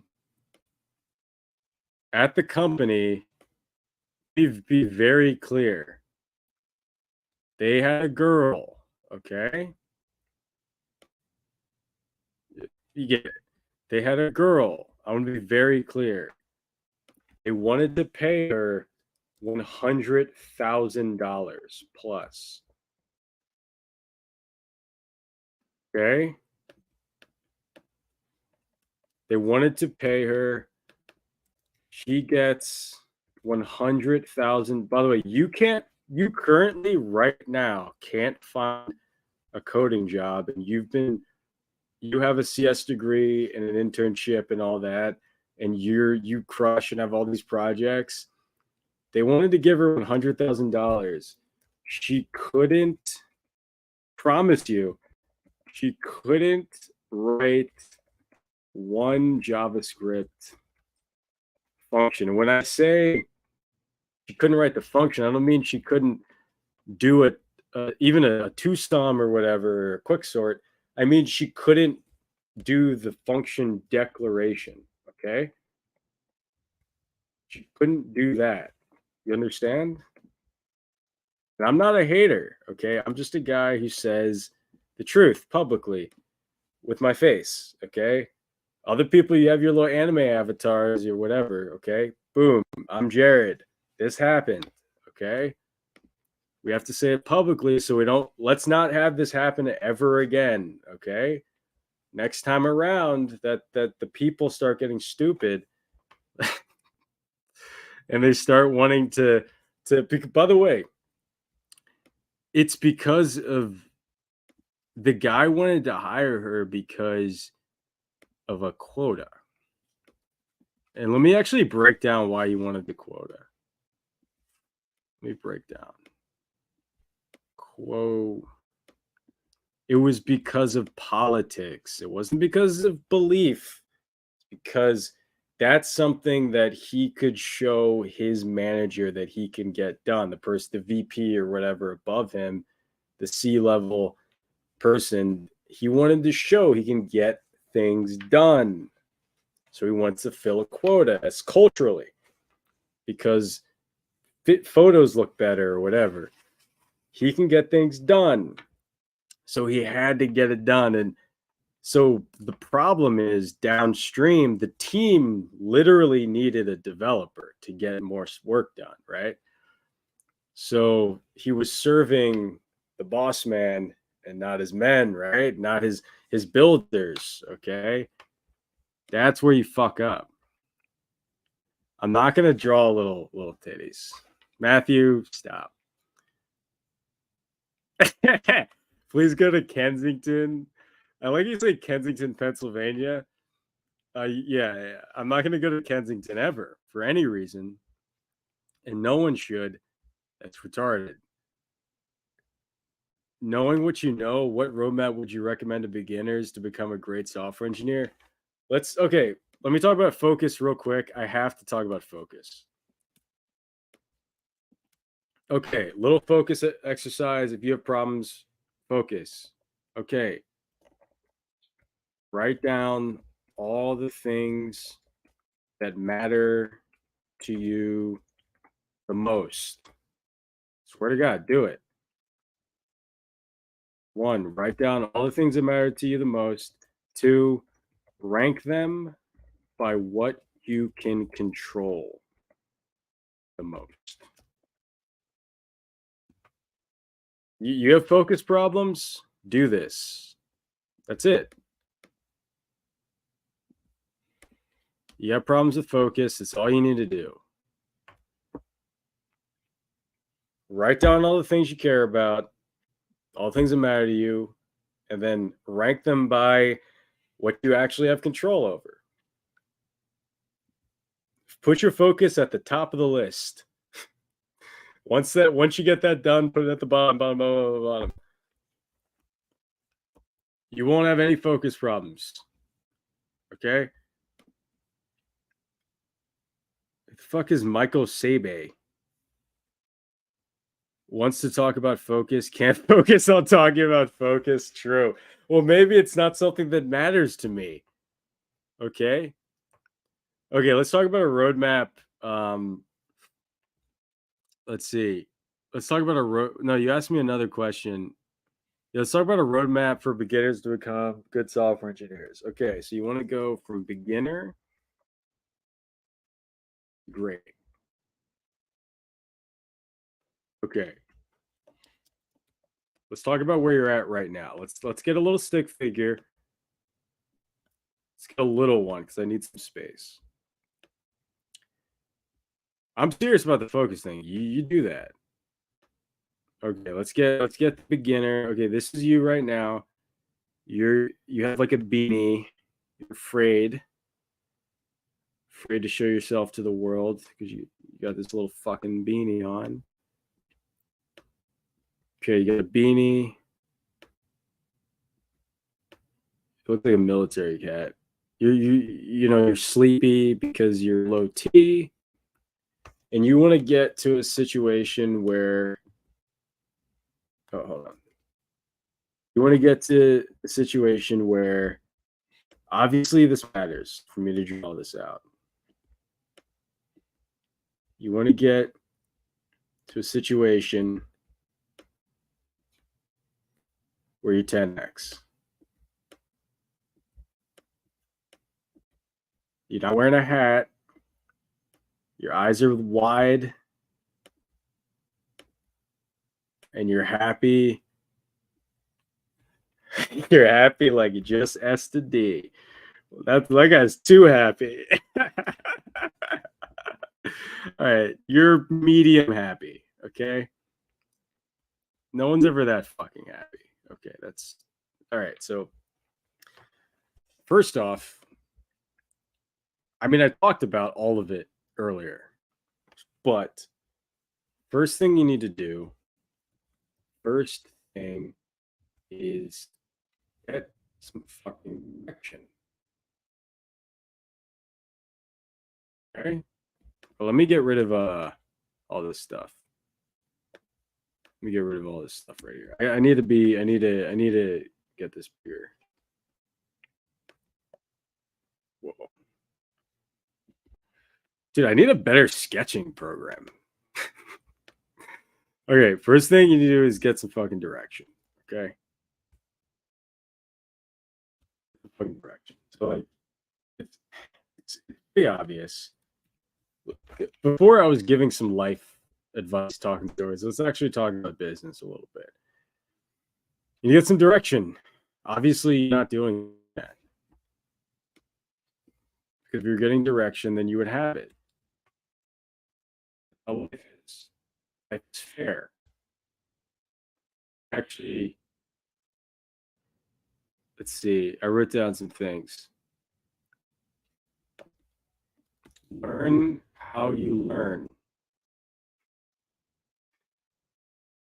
You need to learn how you learn. So, like, part of why, dude, it's so stupid how they teach you in school. It's actually so dumb. I hate it. It's why I didn't do school. Like, my school was all when I went home and I just went on the internet and saw things I shouldn't have seen. Like, learn how you actually learn, because school really should be, they should be trying to get you to tap into your, like, what you're most actually, like, your aptitude. It should be, you should be able to tap into your potential. That should be the main thing, as a man especially. That should be the main thing they should be teaching you in school. Is like, how do you actually figure out how you can position yourself to become this guy right here? This guy. Like, I'm not gonna write all that. You get it. You get it. So like, that's what they should be. They don't teach you that, but it sucks. I know. I know. It sucks because I wanted to like school. Swear to God, I actually wanted to like school. What? Yeah, yeah. Matthew Kim, dude. Matthew Kim, are you harassing people in the chat? I like how you have the full name though. I like that. Most people don't have their full name in here. You're one of me, Matthew. Matthew, please start streaming. Let's see. Put all your eggs into Rust. All right, Matthew, calm down. Calm down. So like, learn how to learn. You have to learn, like, it's so funny they don't teach this because if I think I know why they don't teach learning styles. Like that should be most of school is like learning how to like, oh, I'll give you an example. It's like some people struggle really hard and it's dyslexia, right? They struggle really hard because you're mostly taught through just like getting some text, reading a ton of it, figuring out intention, what they mean, order, structure, yada yada, and then getting all the ideas and then doing something with that. The problem with that is a lot of people just don't have any intuitive way to analyze text, to understand text. And a lot of it isn't because they're stupid, it's because their brain is actually wired for a different form of excellence. And a lot of that is for some people it's physical, some people it's more intuitive, some people it's more visual, some people it's more like auditory. Here's one thing that I started to tap into a lot when I was young is I started to learn that a lot of the things that I was insecure about, and a lot of the things that made me think I wasn't smart, made me think I was stupid, a lot of those things actually were advantages. And I know that sounds like I'm fucking like, that's funny. I'm coping. But it's fucking true, dude. Like, there's certain things that now, if I didn't know that, I could have been so worse off. I swear to God. Like, once I started realizing, for instance, like building things fast, I can build things fast now because that's what I do, because I leaned into it. Because as a kid, I would do things fast a lot, but I would like mess things up or I wouldn't have that care. It's like, and by the way, there's a balance. Like you should know how to slow things down. You should know how to be very precise, but there's also a time for explosivity and you need to have a balance of both. But part of how once you start learning more about yourself, you start learning that you can actually learn to be slow fast. Like you learn how to be fast by going slow. Like there's a non-linear way to approach things. And like for instance, like I can right now look at a lot of different technologies and understand it because I've in one day tried to do like 100 different projects, and I was able to see the breadth of things. And now I can take a more methodical approach because I can see the playing field. I know I can use this machine learning algorithm for this. I can use this thing for this. It does like I'll reuse React for this part. Oh, actually, I'll use a template engine and like mount a React app in it, and like it doesn't matter. I can sort of see the technologies because I've worked with a lot of things. You can't work with a lot of technologies if you're slow, really. Like that's not that possible. Or it would take like years, right? But it's sacrifices. Like you don't want to just. I want to be very clear. You sacrifice something. Okay, when you lean all the way into what you're good at, you sacrifice things, and that's another thing they should teach you in school is about sacrifice, which they don't. But learn how you learn. Like, how do you actually like? Are you someone who like? How do you approach things? Like how how does your brain work? Like for instance, like when I try to learn things, I'll get back to chat in a sec. By the way, but let's see. Please stop with racism. Can I come on stream? Jay Wordy, can I come on stream sometime? Yeah, I need to make so Matthew, I need to make sure you're gonna be fully clothed, okay? If you're gonna get on stream. You're too much of a wild card, dude. No, I'm kidding. I want you to come on stream, dude. Obviously. But dude, what was I was just talking about something. Yeah. So like it was like the most important point of what I was talking about. Was where it was like, okay, I need to focus. Also, like having brain damage helps to get good. Having brain damage helps. It doesn't matter. If it mattered, I would have remembered. Let's see. Matthew talks about Russ while Jared finished app before Matthew starts boilerplate. That's funny. The yeah, so yeah, learn how to learn. Dude, that sucks. It's like the most important point I was talking about. Anyway, I was trying to I was trying to calm Matt down in the chat. All right.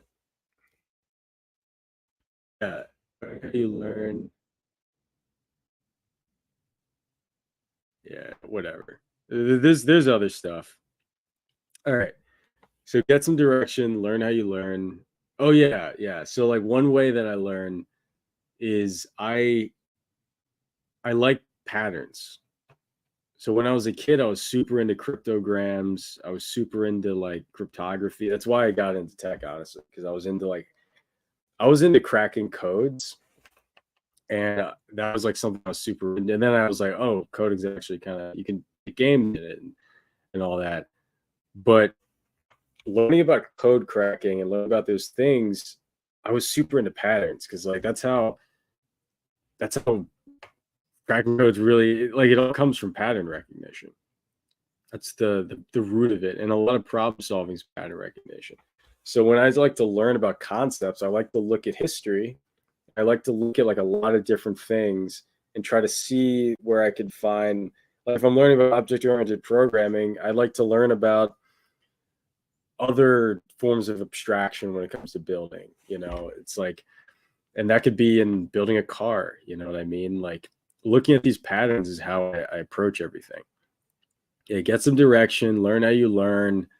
Um, let me think. Let me think. I have some notes here. Oh yeah, yeah, yeah, yeah. That one's a little too intense for you guys, actually.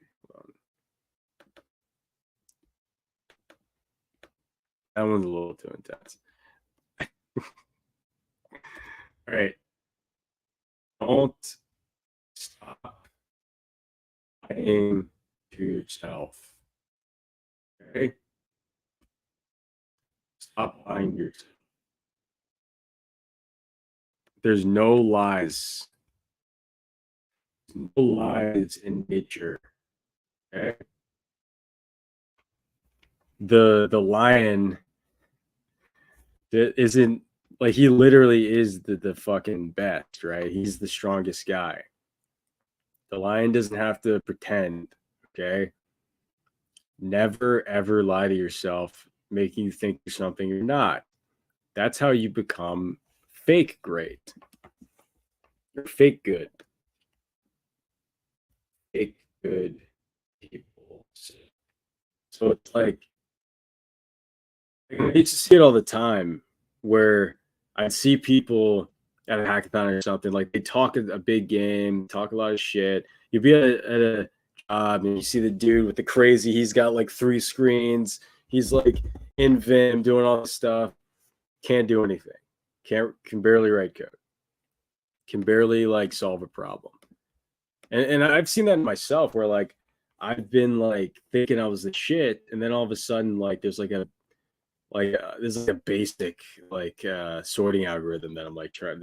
I'm like trying to figure out a quick sort. I'm like, wait, what? And then I'm like, I'm nothing. You understand? It's like, not don't like be negative about yourself. Don't like down talk yourself. But it's like, don't lie.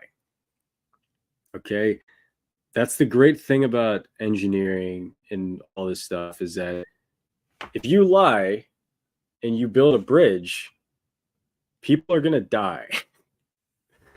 You're like, how's that the great thing? Oh, it's great because it's on you. Because it turns out, like, if you have some sort of skill or career or something that has that high stakes, where if you lie, there's consequences, it actually develops you as a person. Okay. So, like, the world is like, it's fair. Don't lie. Stop lying. Okay. like that's really it. This is really it. You want to become you're a beginner and you want to be a great software engineer. This is it. Every great software engineer I know has this. They're addicted to the truth. Like, why doesn't this work? Like, you know how I can vet if someone's good or not is if when something breaks, they just they like they don't have the thing where they like, I swear to God, some people have a thing where they like pretend like it isn't broken. Swear to God. Like how you know what it is, how you react to things being broken that's everything. Like how you react to like not knowing something, it's like that's it. You can vet someone in an interview if you have to interview anyone, and this is how good people interview, or for what I've seen, is they care more. Good engineers care more how you react to not knowing something. How do you react to that? It's like some people be like, "Oh, I know." That's the line to yourself.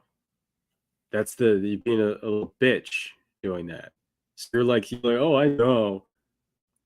No one like don't behave like that because you'll never get anything. You have to be really humble to reality. You don't understand it. Focus on what you can control. What can you do about that? So you're in an interview, you don't understand something. What's something you can do? I heard someone on like I think it was a YouTube video or something. So good. They were saying how their dad would teach them whenever anything happened in their life, he'd just be like, oh, like, or whenever anything happened to him, there's some conflict when he was a kid. His dad's like, okay, what are you gonna do about it? That's it.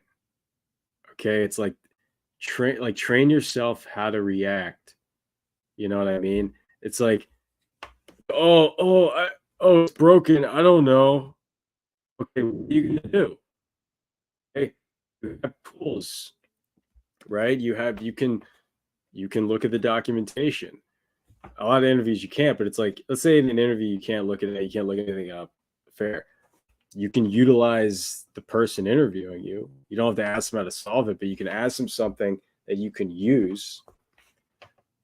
You can. That's why you should be prepared when you're in interviews. It's like you think, let's go back to something that I know. That's a good interview tactic. When you're in an interview, is like go back, think back to something. If you're stuck, think back to something you know. Okay, don't just like hit your head against the wall. It's like go back to something you know. You know a methodology for solving problems. You can write some pseudocode. You can think through it logically with pseudocode. You can get some examples of inputs, and well, they'll probably give you examples of inputs and outputs. You get the examples of inputs they give you. You take it through the problem. You go through the pseudocode step by step. You can be like, oh, that's slow, and I want to do it fast. It's like, well, you need to solve the problem. That's it. So if you have that methodology beforehand, whenever you get stuck, you can always go back to what you know and what you can control, right? And that's where so eventually you get to a point where that's super easy and like seamless and awesome. And then that's where you see people like coding and it seems like they're doing stuff really fast. It's like they're not really doing stuff really fast. They just know how to like problem solve fast. Let's see. Remember, fellas, all polynomial computable functions can be reduced to other polynomial. Yeah, okay. You could solve poly runtime problems with other poly runtime problems. Yeah. None of that propaganda in the chat, Matthew. Yo, chat, what we think about Princess Diana? Crazy that people are learning Vim in 2024. It's engineer anxiety. You should look into Prime Agen's Vim tutorial. Very chill. That guy's cool, dude. That guy Prime Agent. I don't know how to say it, but I saw his YouTube's awesome. The dude, he gets it. I saw one video. I never actually saw a video. I saw a YouTube short of his that was like, right. It was something about tools and like learning tools. And he was something about how he like really wanted people to learn about NeoVim and like because people should care about their tools. And I was like, dude, yeah, as a guy that uses Sublime Text for everything, dude, you're right. No, but it's so true though. That is Automata. Uh, let's see. Let's see. Maybe I'm just lucky, but all I've ever gotten are behavior interviews. Never had a technical interview besides like a test or something. Once you take all this as mechanics, as if it is a strategy game, it gets easy and fun. Well, that's one way to go about it. That's one way to go about it. You can go about it any way you want, dude. You can, if you want to get good, you can go about it any way you want. You know what I mean? The point, it doesn't matter what you know. I mean, it does, but it also kind of doesn't. It matters if you can know. It matters if you can figure it out. Can you figure it out? You know, that's what I was always focused on. It's like, can I dive really deep into things? And can I figure things out? And a lot of times I would want to be able to figure the things out that other people couldn't. And I was addicted to that, dude. And that's one thing I liked, like working in teams, is like being able to, like, I liked being able to figure out the things other people couldn't. You know, I thought it was like cool and fun. And eventually, like, that was the thing, is like they dust off the old hacker. I'm not gonna say it. Um, I'll say, you know, it's so funny. Hacker started to become this thing people said, but like I like hacker being reserved for people who actually do exploits, because that's a real thing. I don't actually like. I'll like say hacker Valhalla and all that, and I guess I've done some exploits, but I wouldn't say I'm a hacker simply because, like, in day to day, because like it's just not something. It's a lifestyle, man, and people are really dedicated to that. People be like, oh, like nowadays, people be like, oh, I'm like a fucking growth hacker, or like they'll just say hacker about everything, and it's like, have you met a hacker? They're like ready to go to jail, like a lot of those guys, for like a fun problem. That's a totally different. The way you're describing it reminds me of fighting. People often go back to the muscle memory when getting rocked bad, so it's important to put in those hours drilling. That's actually a good way of putting it. Yeah, interviews. You should drill for those. You should. You can do whatever you want, but you won't be 10x. Remember that. You guys talk about LSP. All right. Well, I'm not talking tech today. All right. All right. What were we talking about in the chat? Anyone have any questions about anything? I feel like I went through a lot.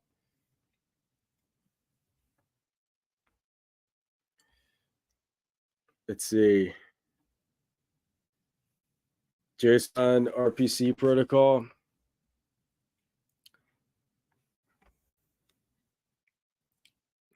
The let's see, what are we building this stream? Yeah, not building anything this stream. No, this is a talk stream. We're talking ideas today. We're talking ideas. Fuck white America. YouTube. Oh no, YouTube likes that. Oh, never mind. I was gonna. Actually, YouTube likes that. Watch my viewer count. Like I start saying like "fuck white America," and it's just like view counts just fucking. It's like YouTube's like, this guy gets it, because that feeds the beast. You understand? It feeds the beast. That's how these companies work, man. It's how these media companies work. Swear to God.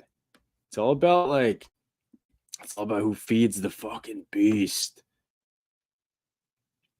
Yeah, you want to learn. Okay, you want to be from beginner to great. Get some fucking direction. Learn how you learn. Stop lying to yourself. Stop lying to yourself. People always find your why. Stop lying to your dude. Fake good people. Let's see. Would it be better to share if you had a proper PC? Mac doesn't cut it. Maliki comes in with the roast. What's the next thing you plan to build, Jared?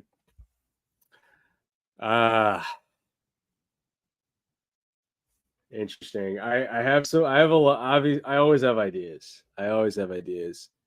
But I don't know, man. I have a lot of things I want to build. I have a lot of things. I got a pretty big project that Matthew knows about that's coming up, and in that I'm gonna want to like have a good. This stream's gonna be a good outlet for me to work on stuff that is I'm more into. The other day I called Python fancy. I wanted to share an example and get your take. I'm against things like list comprehension because it's too much going on in one line. Thoughts? List comprehension in Python, it's it can be too much going on in one line. I feel like, in my opinion, genuinely, if you want to not get too fancy, you should probably just avoid lambda functions.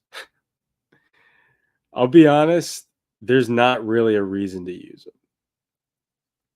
Just being real. A reason. I don't mean if you like them, but I mean like the reason why Python gets too fancy with decorators and it gets too fancy because there's too much stuff that is unnecessary. And by the way, this is a guy I've done like a million lambda functions on these streams. But you have to keep in mind writing Python is that the code gets very hard to read comparatively to other languages.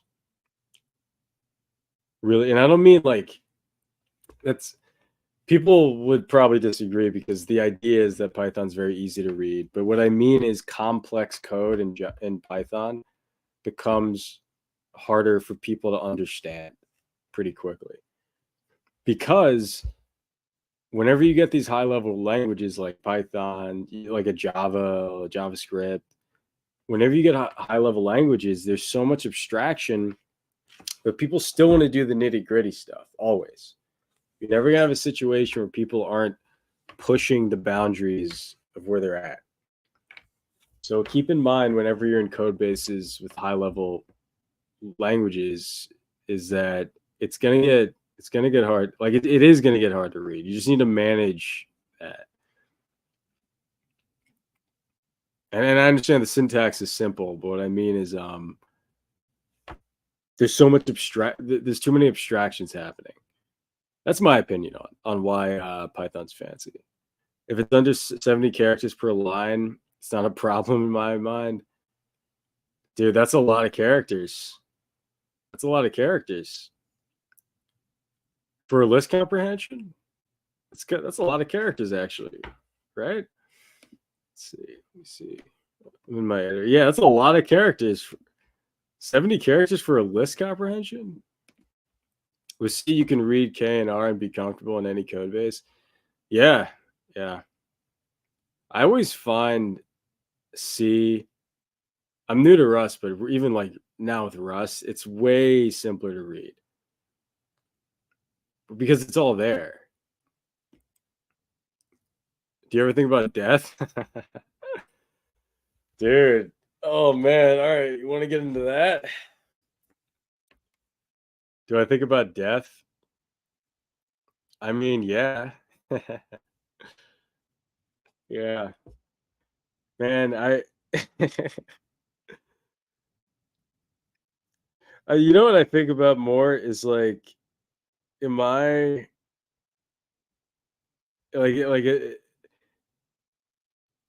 is the timing in my life good? That's what I think about a lot. Like, is the timing good? But I don't know. There's a point where you gotta let go of it, though. Let's see. Great take. Good to hear because of work. People don't have opinions, and I'm dying wondering. Yeah. Oh, dude, Golang's a fairly high level language that is actually pretty nice to read. I'll be honest. The pray to God and death will never be a worry. It's a lot to say, Will. I'm not gonna give anyone answers for God and death. I don't know. There comes a point when I mean, I believe in God, but I can't. It's so funny. Like I can't. I don't know anyone's path. I can't judge it, or like I don't know. I don't know what happens when we die. I have faith. Let's see. C sharp is still the best, dude. It's so funny. I haven't seen C sharp code in like a really long time. It's so funny. There's so many languages, dude. Golang is Yeah, Golang outperforms Node.js in backend. It just does. Yeah. Yeah, Crisis King. Golang is like a modern version of C that was designed with the web in mind. Yeah, exactly. Dude, Golang is like a modern version of C that was designed with the web in mind. That's a good point, Elias. That's a good point. It's not really slept on. I mean, I'd say Go is probably the backend's favorite language right now. Like, if we're gonna take a backend, like if I would do a poll for backends, Go's probably the favorite language, right? Yeah. What's everyone's favorite language in the chat? Like, can you say your favorite language? You're listening right now. Please say your favorite language and then say what you are. So do like Python, comma, backend. So like favorite language, comma, slash, whatever you want to do. Favorite language slash what you are. I put C and C++ as low level languages and C sharp as high in the family. C sharp full stack, nice. Nice. C systems backend. Well, Dikaki the man, you have no other options, right? I'm just kidding. Is that so? Dikachi. So is this like your choice, or is this like are you in like blink twice? Blink twice is all I'm trying to say. Let's see. I can't say for sure if there's a God, but crazy encounters with life. Yeah, yeah. It's so funny when people be like, "Oh, you believe in spaghetti monster?" It's like, dude, I've like experienced God. It's so funny when people say that, and then they're like, "Oh, you're crazy." It's like, dude, like that's why I stopped making claims, man, about other people and what they believe. It's really not good because it goes both ways. It's like being like, "Oh, you're a heretic because you don't believe," and then it's like, "Oh, you're a retard because you believe." It's like everyone just do what you do. You don't want to make a lot of click. Jared, I want to make a meme language for the Discord, but Steam is already a language name. What should we call it? Oh man. I need to have a video where we make a language, a meme language, just bobbing around. That's a great idea. Just like scheme, dude. Yeah, that's all. Java full stack, dude. There's like multiple C guys in here. Wow, was not seeing that. That's crazy. Oh, the guy Elias, the guy pushing Go a few minutes earlier. He's like, "Oh yeah, my favorite language just happens to be Go." C sharp, data analyst. Oh yeah, C sharp. I mean C plus plus. Yeah, C plus plus, dude. I feel like everyone who does C plus plus first does it forever until they move to Rust.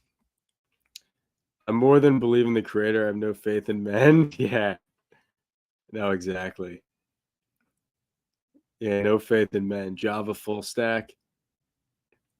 Yeah, I feel like, dude, it's so funny. I was expecting to see Java, dude. I saw so like tons of you guys like C. That's crazy. Rust. Just bobbing around. You did just bobbing around. I thought your C front end thing was serious. Okay, never mind, never mind. Just bobbing around. So you like Rust and you're full stack. Okay. But you do, I'm guessing you do awesome. Yeah, yeah, yeah. That's so funny. Just bobbing around. What yeah, you were trolling. What Rust web I'm learning Rust right now. Matthew said to check out Leptos. And I looked at it, it looks pretty dope. What framework do you use? Yo, Maliki is so OG in the chat that he's like basic is like was my first. Hence why I don't go to church, but it's tough to trust folk these days. Do it 100%. You should create a new framework named Useless.js. Yeah. Like a video where you just make a web framework that's just nonsense. Because man, people care too much about frameworks and languages. Like, just find something you like, find something that you can be productive, that you can explore. It matters more that you explore concepts and ideas. But hey, you're going to be at the higher levels, you're going to be limited. It's really hard to explore a lot of concepts with Python, I'll be honest. You're not going to be exploring threading in Python. I'll be honest. I've done it. Trust me. It's not.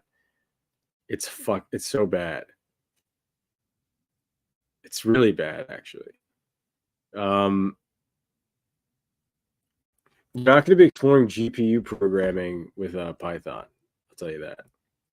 You can get CUDA and mess around. It's not going to be as fun, but I'd say most things you're going to want to explore, you can probably do with Python and Go and shit. But you should find like whatever topics you want to explore the most, find a language that aligns with that a lot.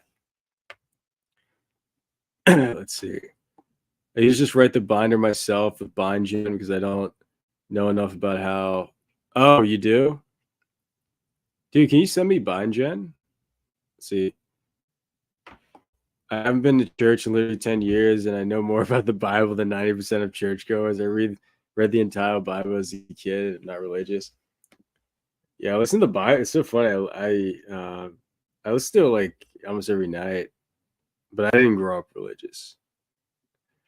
Now I am though. Well, I'm not gonna say religious. It's so funny, dude. Religion and God are two different things. Like, it's about like I'm not gonna get into religion. I'm not gonna get into it. I'm very God's a big part of my life. Why do you know a lot about? Why do you know a lot about a lot of stuff in programming? How long have you been programming? Dakachi. I know a lot about programming. Because dude, look at the description. Look at the description, dude. I learned to code in the womb. You're more spiritual than religious. Yeah, something like that. Or it's like, it's not even that. It's like, it's so funny because a lot of people are religious, but I don't want to make claims, but it's like they appear to not have much of a relationship with God as much as they have a relationship with their pastor and their social group. Yeah, can you send Wasm BindGen stuff? Yeah, awesome in the chat. I'll go to any churchgoer and ask if they know who King Solomon is, and they will have no idea who the fuck you're talking about. That's crazy. By the way, I'm super new to like church stuff, so I actually don't know about. What I know is the people I know, and it just seems like there's just not a lot of. I don't know. Like I've seen a lot of like hypocrisy, which is ironic. I don't want to get. I get it. If you're not into this stuff, I gotta with the streams. I gotta say what's going on in my head. But the irony is Jesus is like pretty clearly talking about, like, he's clearly like the whole thing is like how to deal with like the Pharisee. And the average churchgoer right now, in my opinion, is the Pharisee. Like, just being real. Religion's cope mechanism, outcome of fear of uncertainty. Belief in God comes from asking the right question and finding their answers through logic. Interesting. It's about how you battle with uh with the truth. I think a lot of it's about submission. A lot of religion. It's like, what do you submit to? Everyone submits to something, in my opinion. You know, everyone submits to something in life. And I think you can choose. It's a choice. Cause like I think that's what free will is. It's like you can choose what you submit to. And it can be money and pussy. You know, it could be like stupid things. Like it could be like your your your image, like your the mirror, you know. Uh have you ever watched Passion of the Christ? Dude, that movie, it's like it's okay. Here's a little thing, dude. We're just talking about religion now, okay? So when I think about Passion of the Christ, okay, here's the thing. I didn't listen. Like the Jesus' story, like that's dude, I listen to Jesus' story like most nights. I don't know. I'm not trying to like be someone who's saying I'm religious or whatever. I'm just very into it. And I get it. Like some people be like, oh, I know more about the Bible than you. I'm not trying to say that. I'm just saying I know about it. And man, like the whole Passion of the Christ, like seeing him bloody and like all like whipped, that's not the vibe. I'll just be straight up. Like, it's not the vibe, man. It's not like I think the Catholics are way too into his death, man. I'll just be honest. You guys can hate me all you want, but I think like his life was way more like what he was like the teachings were way more what it was about. It's like, oh dude, like his abs, like look at his fucking abs as he gets whipped. It's like kind of I don't know. I'm not gonna by the way, like I like believe in I actually believe in Jesus. So it's not I'm not like trying to shit on. I'm saying like how people in media interpret it. Like I'll read it and I'm like, it seems like you're not supposed to like make a statue of him, right? Like, but I guess maybe I'm like retarded for thinking that, but like it seems pretty clear that you're not supposed to like make golden statues of like idols, like. But I guess they'll say he's God, but you're not supposed to do it for God either. So it's like there's too much focus on Jesus and modern Christianity. They don't tell the stories of the prophets and how it relates to modern history. The stories of the prophets are nuts. Yeah, I was just reading about the Saul and or I was just like listening to Samuel 1 and 2 with like the Saul and David. Dude, like that was a nuts conflict. Coding made me agnostic. Too many patterns and order and things for there to not be the same kind of God. So that's so funny. You said, dude, just bobbing around. We're pretty similar. A mixture of coding, well, seeing patterns in people's behavior. Because I didn't grow up with any religion, like agnostic. I was in a area that was pretty agnostic. Like, there's no, I mean, people just, it was very secular area I grew up in. And if anything, there was like anti religious sentiment growing up. Grew up in a Jewish neighborhood. Uh, and or not like significantly, like I grew up thinking half of people were Jewish genuinely until I was like a preteen or like 12 or something like that. I swear to God. Yeah, New Jersey. But there's like it's so funny, like I remember. Yeah, that explains a lot, but that's partially why we're like high school, like we had like such a weird concentration of these like high level tech people. But it's like Jews. Uh Yeah, we got them Jays. Um, dude, did you two just take it down? We good? We still up? All right. Ooh, okay. So it's so funny. Okay, I gotta get back to patterns, but I'm talking about Jays for a second. So like the Jays, it's so funny when people are like, "Oh, you can't make fun of the Jays." Dude, I remember as a kid, people now that will like say all this like nonsense about like like act like they're ADL or whatever. Dude, I remember like Jews would be making fun of themselves growing up about like we'd like it'd be like throw a penny at like a Jewish kid, like, but it'd be like they'd be making fun of themselves, you know. And like it was so super normal to be making fun of a black kid, you know, like and making fun of like an Asian kid. We'd all make fun of each other. It wasn't like a big deal. And now everyone's acting like holier than thou. It's like, dude, like Jews are hilarious. That's just a fact, okay? Like, it's not hate. You guys have like a crazy culture that doesn't really make sense. It's like, is it a religion? Is it a race? Is it ethnicity? It's like none of this really makes sense. Are you really the chosen people in like the Middle East when you guys look like you're from like Eastern Europe kind of? Like it doesn't like none of it really makes sense, but like you guys are really good at like finance, which is cool. Like it's no hate at all. Like it's no hate.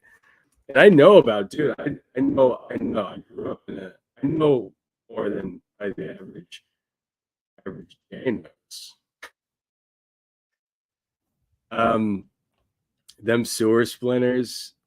It's so funny. It's like, dude, like just everyone just relax. You don't think I don't get, dude, I'm like a black guy. Like, you don't think who like doesn't act hood. You don't think I get some like, dude, I have like no like the way I behave, there's no like cultural, there's no like uh I'm just like a guy from Jersey, you know what I mean? You gotta in this life, you gotta learn how to like make a joke or take a joke and make a joke. You gotta learn how to dish. All religions half the chat from nah. Wait, is half the chat from New Jersey? Is that actually true? Wait, half the chat. Wait. Who's from Wait, Will? Who's from South Jersey? Whoa. How is half the chat from New Jersey? Are you serious? East Orange? That's hilarious. YouTube, I get it. I talked about the Jays. I get it. We're good. You're from Atlanta, Delve? Okay, I won't start talking about Jews or I'll get your channel banned. Dude, you can who cares? No, who cares? I'll go. Listen. I'm if anything, I'm saying I'm like making them more human. Like I'm saying how they actually are. You know, a lot of it doesn't make sense. Yeah, I'm a high IQ black guy, and holy shit, it's crazy how many people think I'm stupid, so I talk. Dude, like, yep, that's my life, man. I'm not gonna say I'm high IQ, but I'm just saying, like, that's my people. I used to like playing with it a lot. Like, I would like to act. I think in high school, I remember I would like do leadership things, but I never would play the race card, and because I wouldn't give people that. Yeah, black people code. Dude, I remember there was this like push to get black people to let's talk about the black people code thing. That was nuts. Let's see from UK. Dorcas. Change the name. Dorcas in chat. Okay. From the UK. Your like tips on how to get some fucking direction, please. Dorcas. First thing, change the name. It's dude. Let's see. Same black hair, top 3 engineer in a Fortune 500. Y'all know how. Yeah, what's up, Mighty Walk? No, actually, if you want to get dude, I should do a whole video on how to get direction. You want the best idea for how to get direction? This is real. This is real shit. I'll be quick, and we'll get back into the J's. Okay. So, real quick. So, like, how to get direction? First off, you have to like. There's two ways. You can be going towards something, or you can be running away from something. Okay. Find out where you are right now. The ideal is to move towards something. In my opinion, the best way to do that is to be a little more in tune with form over function for a bit. So it's like learn who you are, be really in tune with that. What are your ideals? It's like the reason why I'll talk about like Dragon Ball Z and like it's like funny because I'll be like, oh, are you like an SSJ hacker coder or whatever? But like it's like learn what your heroic ideal is as a man and just go towards that every day and don't sacrifice shit. Okay. Like you'll learn how to sacrifice as life goes on. But as a young man, you got to just go all in and don't apologize for it. Don't apologize for who you are. You're Dorcas. Hell yeah. Own it. Okay. I wish I lived in Atlanta. What are you guys talking about? You don't wish you lived in Atlanta. Let's see. That's funny. IQ. I never took an IQ test. I always assumed I was like retarded, honestly. I always knew I was smart, but recently verified my IQ is above 130. Was standardized, proctor tested on a military base. Oh, Elias, you're in the military. Been learning Node.js for a minute now, but Atlanta is full of Java jobs. Then learn Java. Dude, you can if you've been like learning Node and JS for let's say a year, you said for a minute now, you can learn Java pretty quick. Java's not that complicated. It's just classes. It's not Java's not once you learn one language, even if it's high level, everything else is just like you need to apply how you learned that thing to other things now, to more concepts. Goku taught me to enjoy a good fight. Yeah, exactly. Exactly. Everyone's taught to. Does everyone here have like an above 130 IQ? The fuck? Yeah, everyone's saying their IQ and they're like, yeah, 130. I guess, software engineering. I was in North Atlanta and it was nice. Atlanta scares the shit out of me. Mostly because I feel like Atlanta, it's like I think like hyper materialist when I think not like crime or whatever, but like I think like hyper materialist shit when I think of Atlanta, just being honest. IQ tests are kind of worthless unless you're executing. I think balls are worth more than IQ. Well, balls are everything. If a guy has balls, he beats the guy with a high IQ all day. A lot of people they're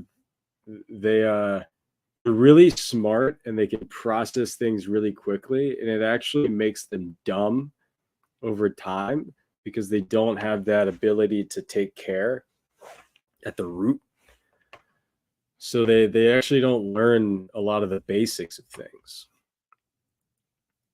No, Will, the IQ test is lead code. Will's like, is the IQ test on lead code? Lead code is the IQ test. If you fail any lead code, you have a low IQ. Oh, did they not tell you that? Let's see. Very high IQ is a curse. You can't function in normal society. Well, if you can understand patterns really well, people will hate you because you notice patterns. It's like basic stuff. Like, for instance, what I said about like it seems pretty clear. Like, dude, I've been to Israel. Back to the chase. I'm like, you guys aren't from here. Sorry. Like, and listen, I have no political opinion about that. But like, I'm not gonna like pretend like I can't see patterns. You guys are from like New Jersey. Not New Jersey, but like You guys are from like clearly somewhere else. Like, and they'll be, oh no, we were here like 2,000 years ago. I'll take your word for it. Uh, I get it. By the way, if you do conquer people, oh, I'm gonna get hate for this. I don't care. If you conquer a people, that is fair, technically. But if you play victim, you know what I'm talking about, and pretend like the people you're conquering are actually like in an equal battle with you, it's kind of fucked up. Anyway, there's history behind cultures. By the way, like we make fun of blacks, we make fun of whites, we make fun of listen, whites, you know, you guys oh, like half of you guys are trans now. It's so funny, like, you know, whites are way more likely to be gay. If anyone knows black culture, it's it's they don't like gays, which is hilarious because of all like the woke people. Um, they'll be like, support the blacks and the gays, and it's like, dude, blacks hate gays. Have you met a black guy? Like, what? Are you dumb? I feel like I'm dumber than the test shows me. To be fair, I was blazed when I took it. Let's see. You were blazed when you took it. White people are gay by default starting next year. Well, this year everybody's straight. 2024 is the year of everybody's straight. Everyone's straight in 2024. Okay. 2025. We'll see what happens. 95% of people have a gay uncle. 5% of people are gay uncles. If that's the case. That is why black gay men look more unnatural than any other race. Dude, yeah. Black gay guy just went to jail. That's actually why black people like there's more of like an ick when it comes to gays is because growing up, even if you're like me and you're like, you know, normal, you see like you see people that like, oh, that guy's like gay now because he went to jail, quote unquote. You know, so there's like like that's straight up, by the way, that's straight up. If you have, you could disagree, but you're wrong. Okay. Like black people see people go to jail, become gay. That's what hey, happens outside. Okay. Even if you're a normal one. Fun fact. Let's talk about Mexicans. Yeah. Mexicans are sleepy. That's the joke there. See, you can make fun of anyone. You can make fun of blacks, gays. You can make fun of everyone. And if you have a problem with it, you're gay.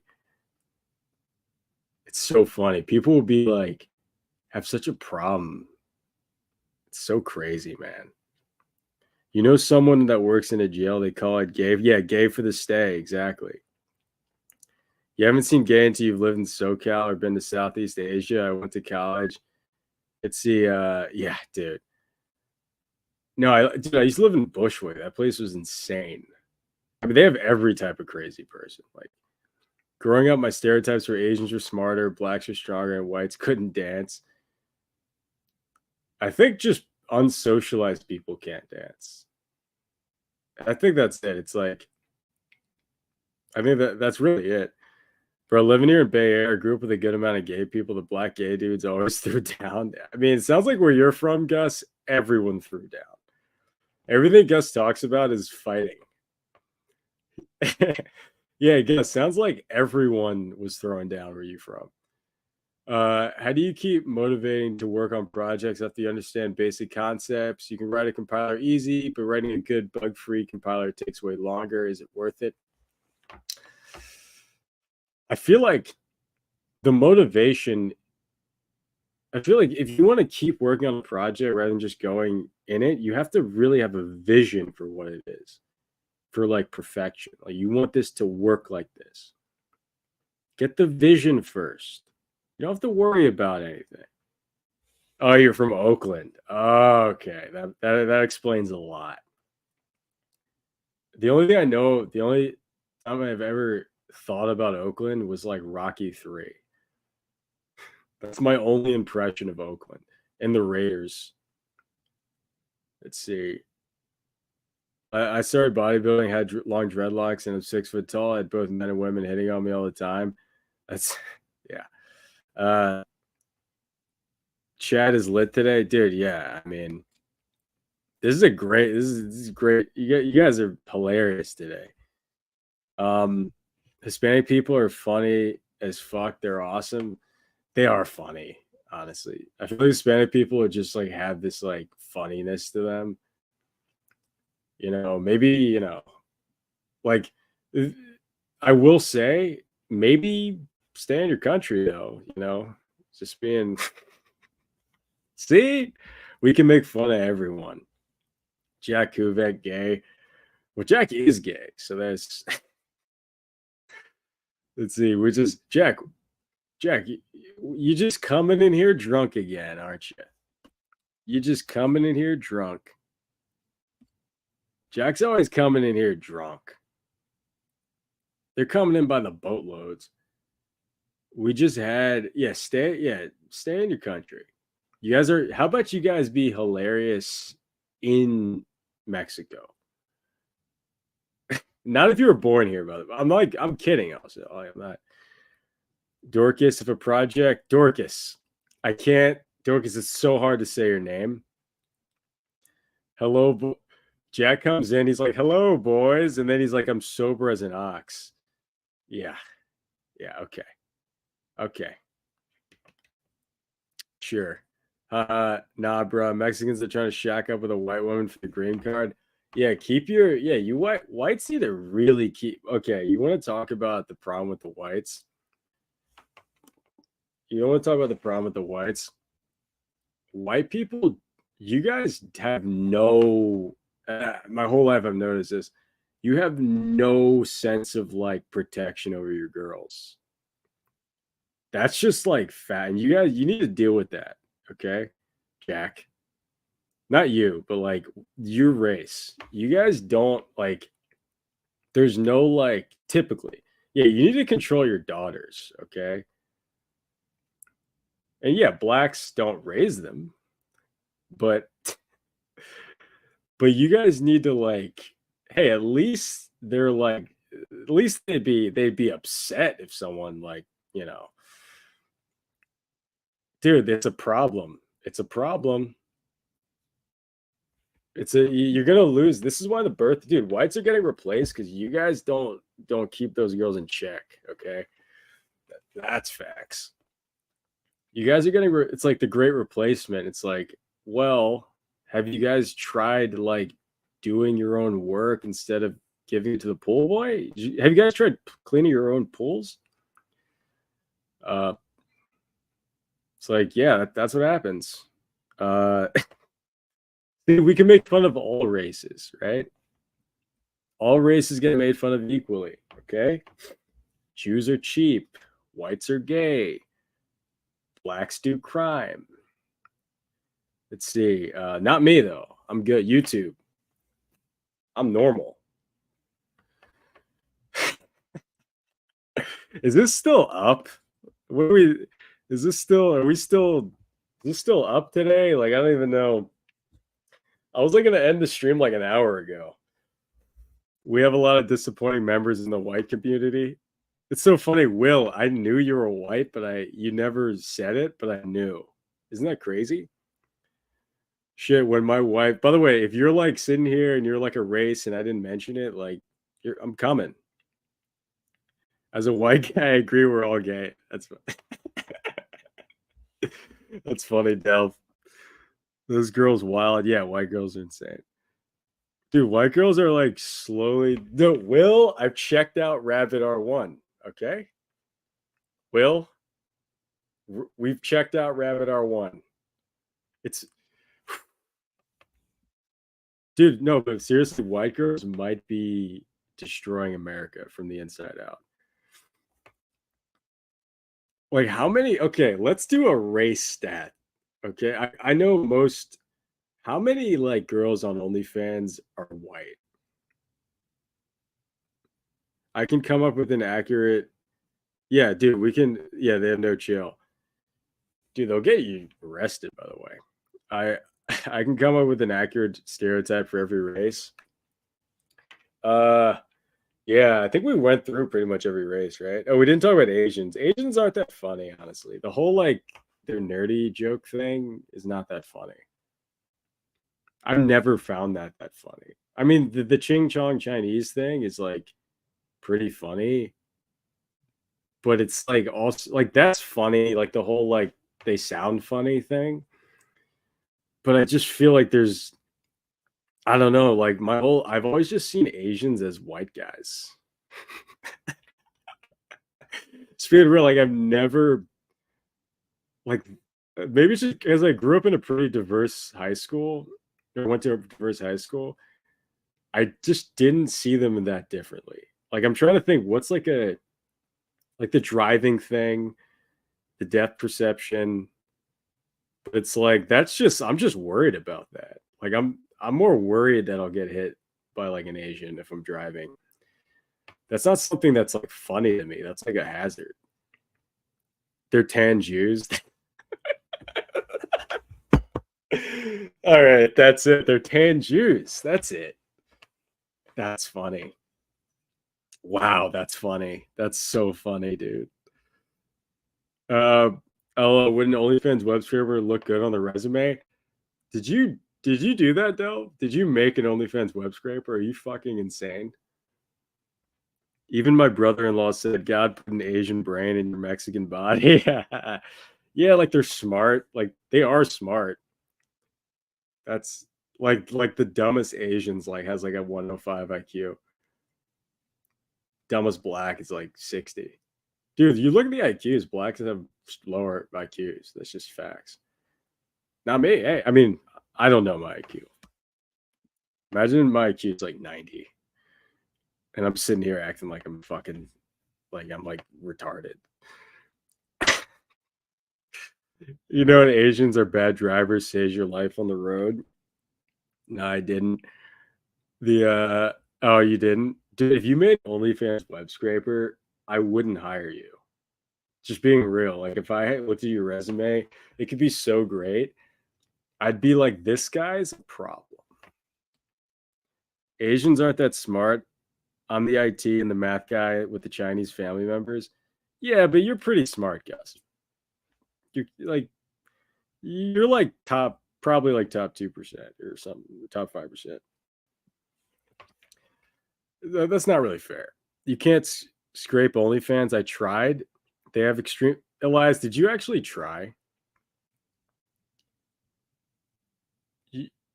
What about a P Hub scraper? Guys, get off the porn. Get off the. What's up with the porn? Okay, let's stop with the porn. That's why the birth rates are going down, man. It's like it's the porn. Probably. That's a claim. Maybe I can't back that claim up. I'm just saying shit. No, I think it's the what it's you guys, it's the white girls. It's no, it's the white guys. Okay, birth rate's going down because white guys can't keep their girls in check. I think that's pretty clear. Yes, I got into their back end for a yeah, for a bug bounty program. Elias just thought of that on the spot. I'm like, you scrape OnlyFans? He's like, oh yeah, it was a bug bounty. No chance they have a bug bounty program. Someone check that. I'm not gonna. There's no chance. You're like, birth rates are going down because people are getting smarter. Every advanced society has declining birth rates. Is that so? I looked into that. So it's not even just it's whether the biggest indicator of birth rate is apparently whether people are willing to do their own labor. Be productive and make a Home Depot scraper. Yeah, that's actually a good idea. People have to do that though. Would you hire a dev that worked for PH? I feel like that's a pretty hard scaling problem. Listen, I don't. I'm not into the degen. Okay, I don't want to just be around some pH filth. But yeah, I'd listen to his opinions on scaling. I remember this one boss I had would say when he goes to these conferences, he'd always be like, he'd always know the guy who's like the guy who worked at like the porn companies because there'd always be a guy who with his head down who's like asking a question. He's like, so what if you, let's say hypothetically, you have like 100 million concurrent users streaming like H.264 codec. It actually was more than a movie. It was a forecast. Then they banned my IP for 24 hours. This is like real. Dude, that's nuts. Well, it's probably because like so many people want to get that stuff for free on OnlyFans. Yeah, by the way, that's a good idea, Malika. Like doing some actual like Home Depot scraping. That's like fast. Like you just get notifications. It's probably a good idea. I got into a Models VM and was able to pivot into the screenshot subnet. Dude, what? What? They banned my IP for 20. Reason I bring up an HD scraper, I went to make an app and wanted to have live pricing when making estimate and no API from Home Depot. Dude, it's so funny. Like if you want to like I don't know, hopefully people are building, but if you want to like add some value right now, find a site that has some data people want, Glassdoor, Home Depot, whatever it is, align it to a market, make a reliable scraper, do some ML magic, make it interesting, like get some data that people can use that's interesting and just connect it. Just do that. Why not? You know? Why not? All right, guys. That I went on like an hour longer. I gotta go eat food. I only had an omelet today, so all right, guys. Well, we can continue in the chat, by the way, and the Discord, by the way. Yeah, join the Discord, subscribe, become a member, hang out. If you like the content, support the stream. You know, yeah. All right. See you guys.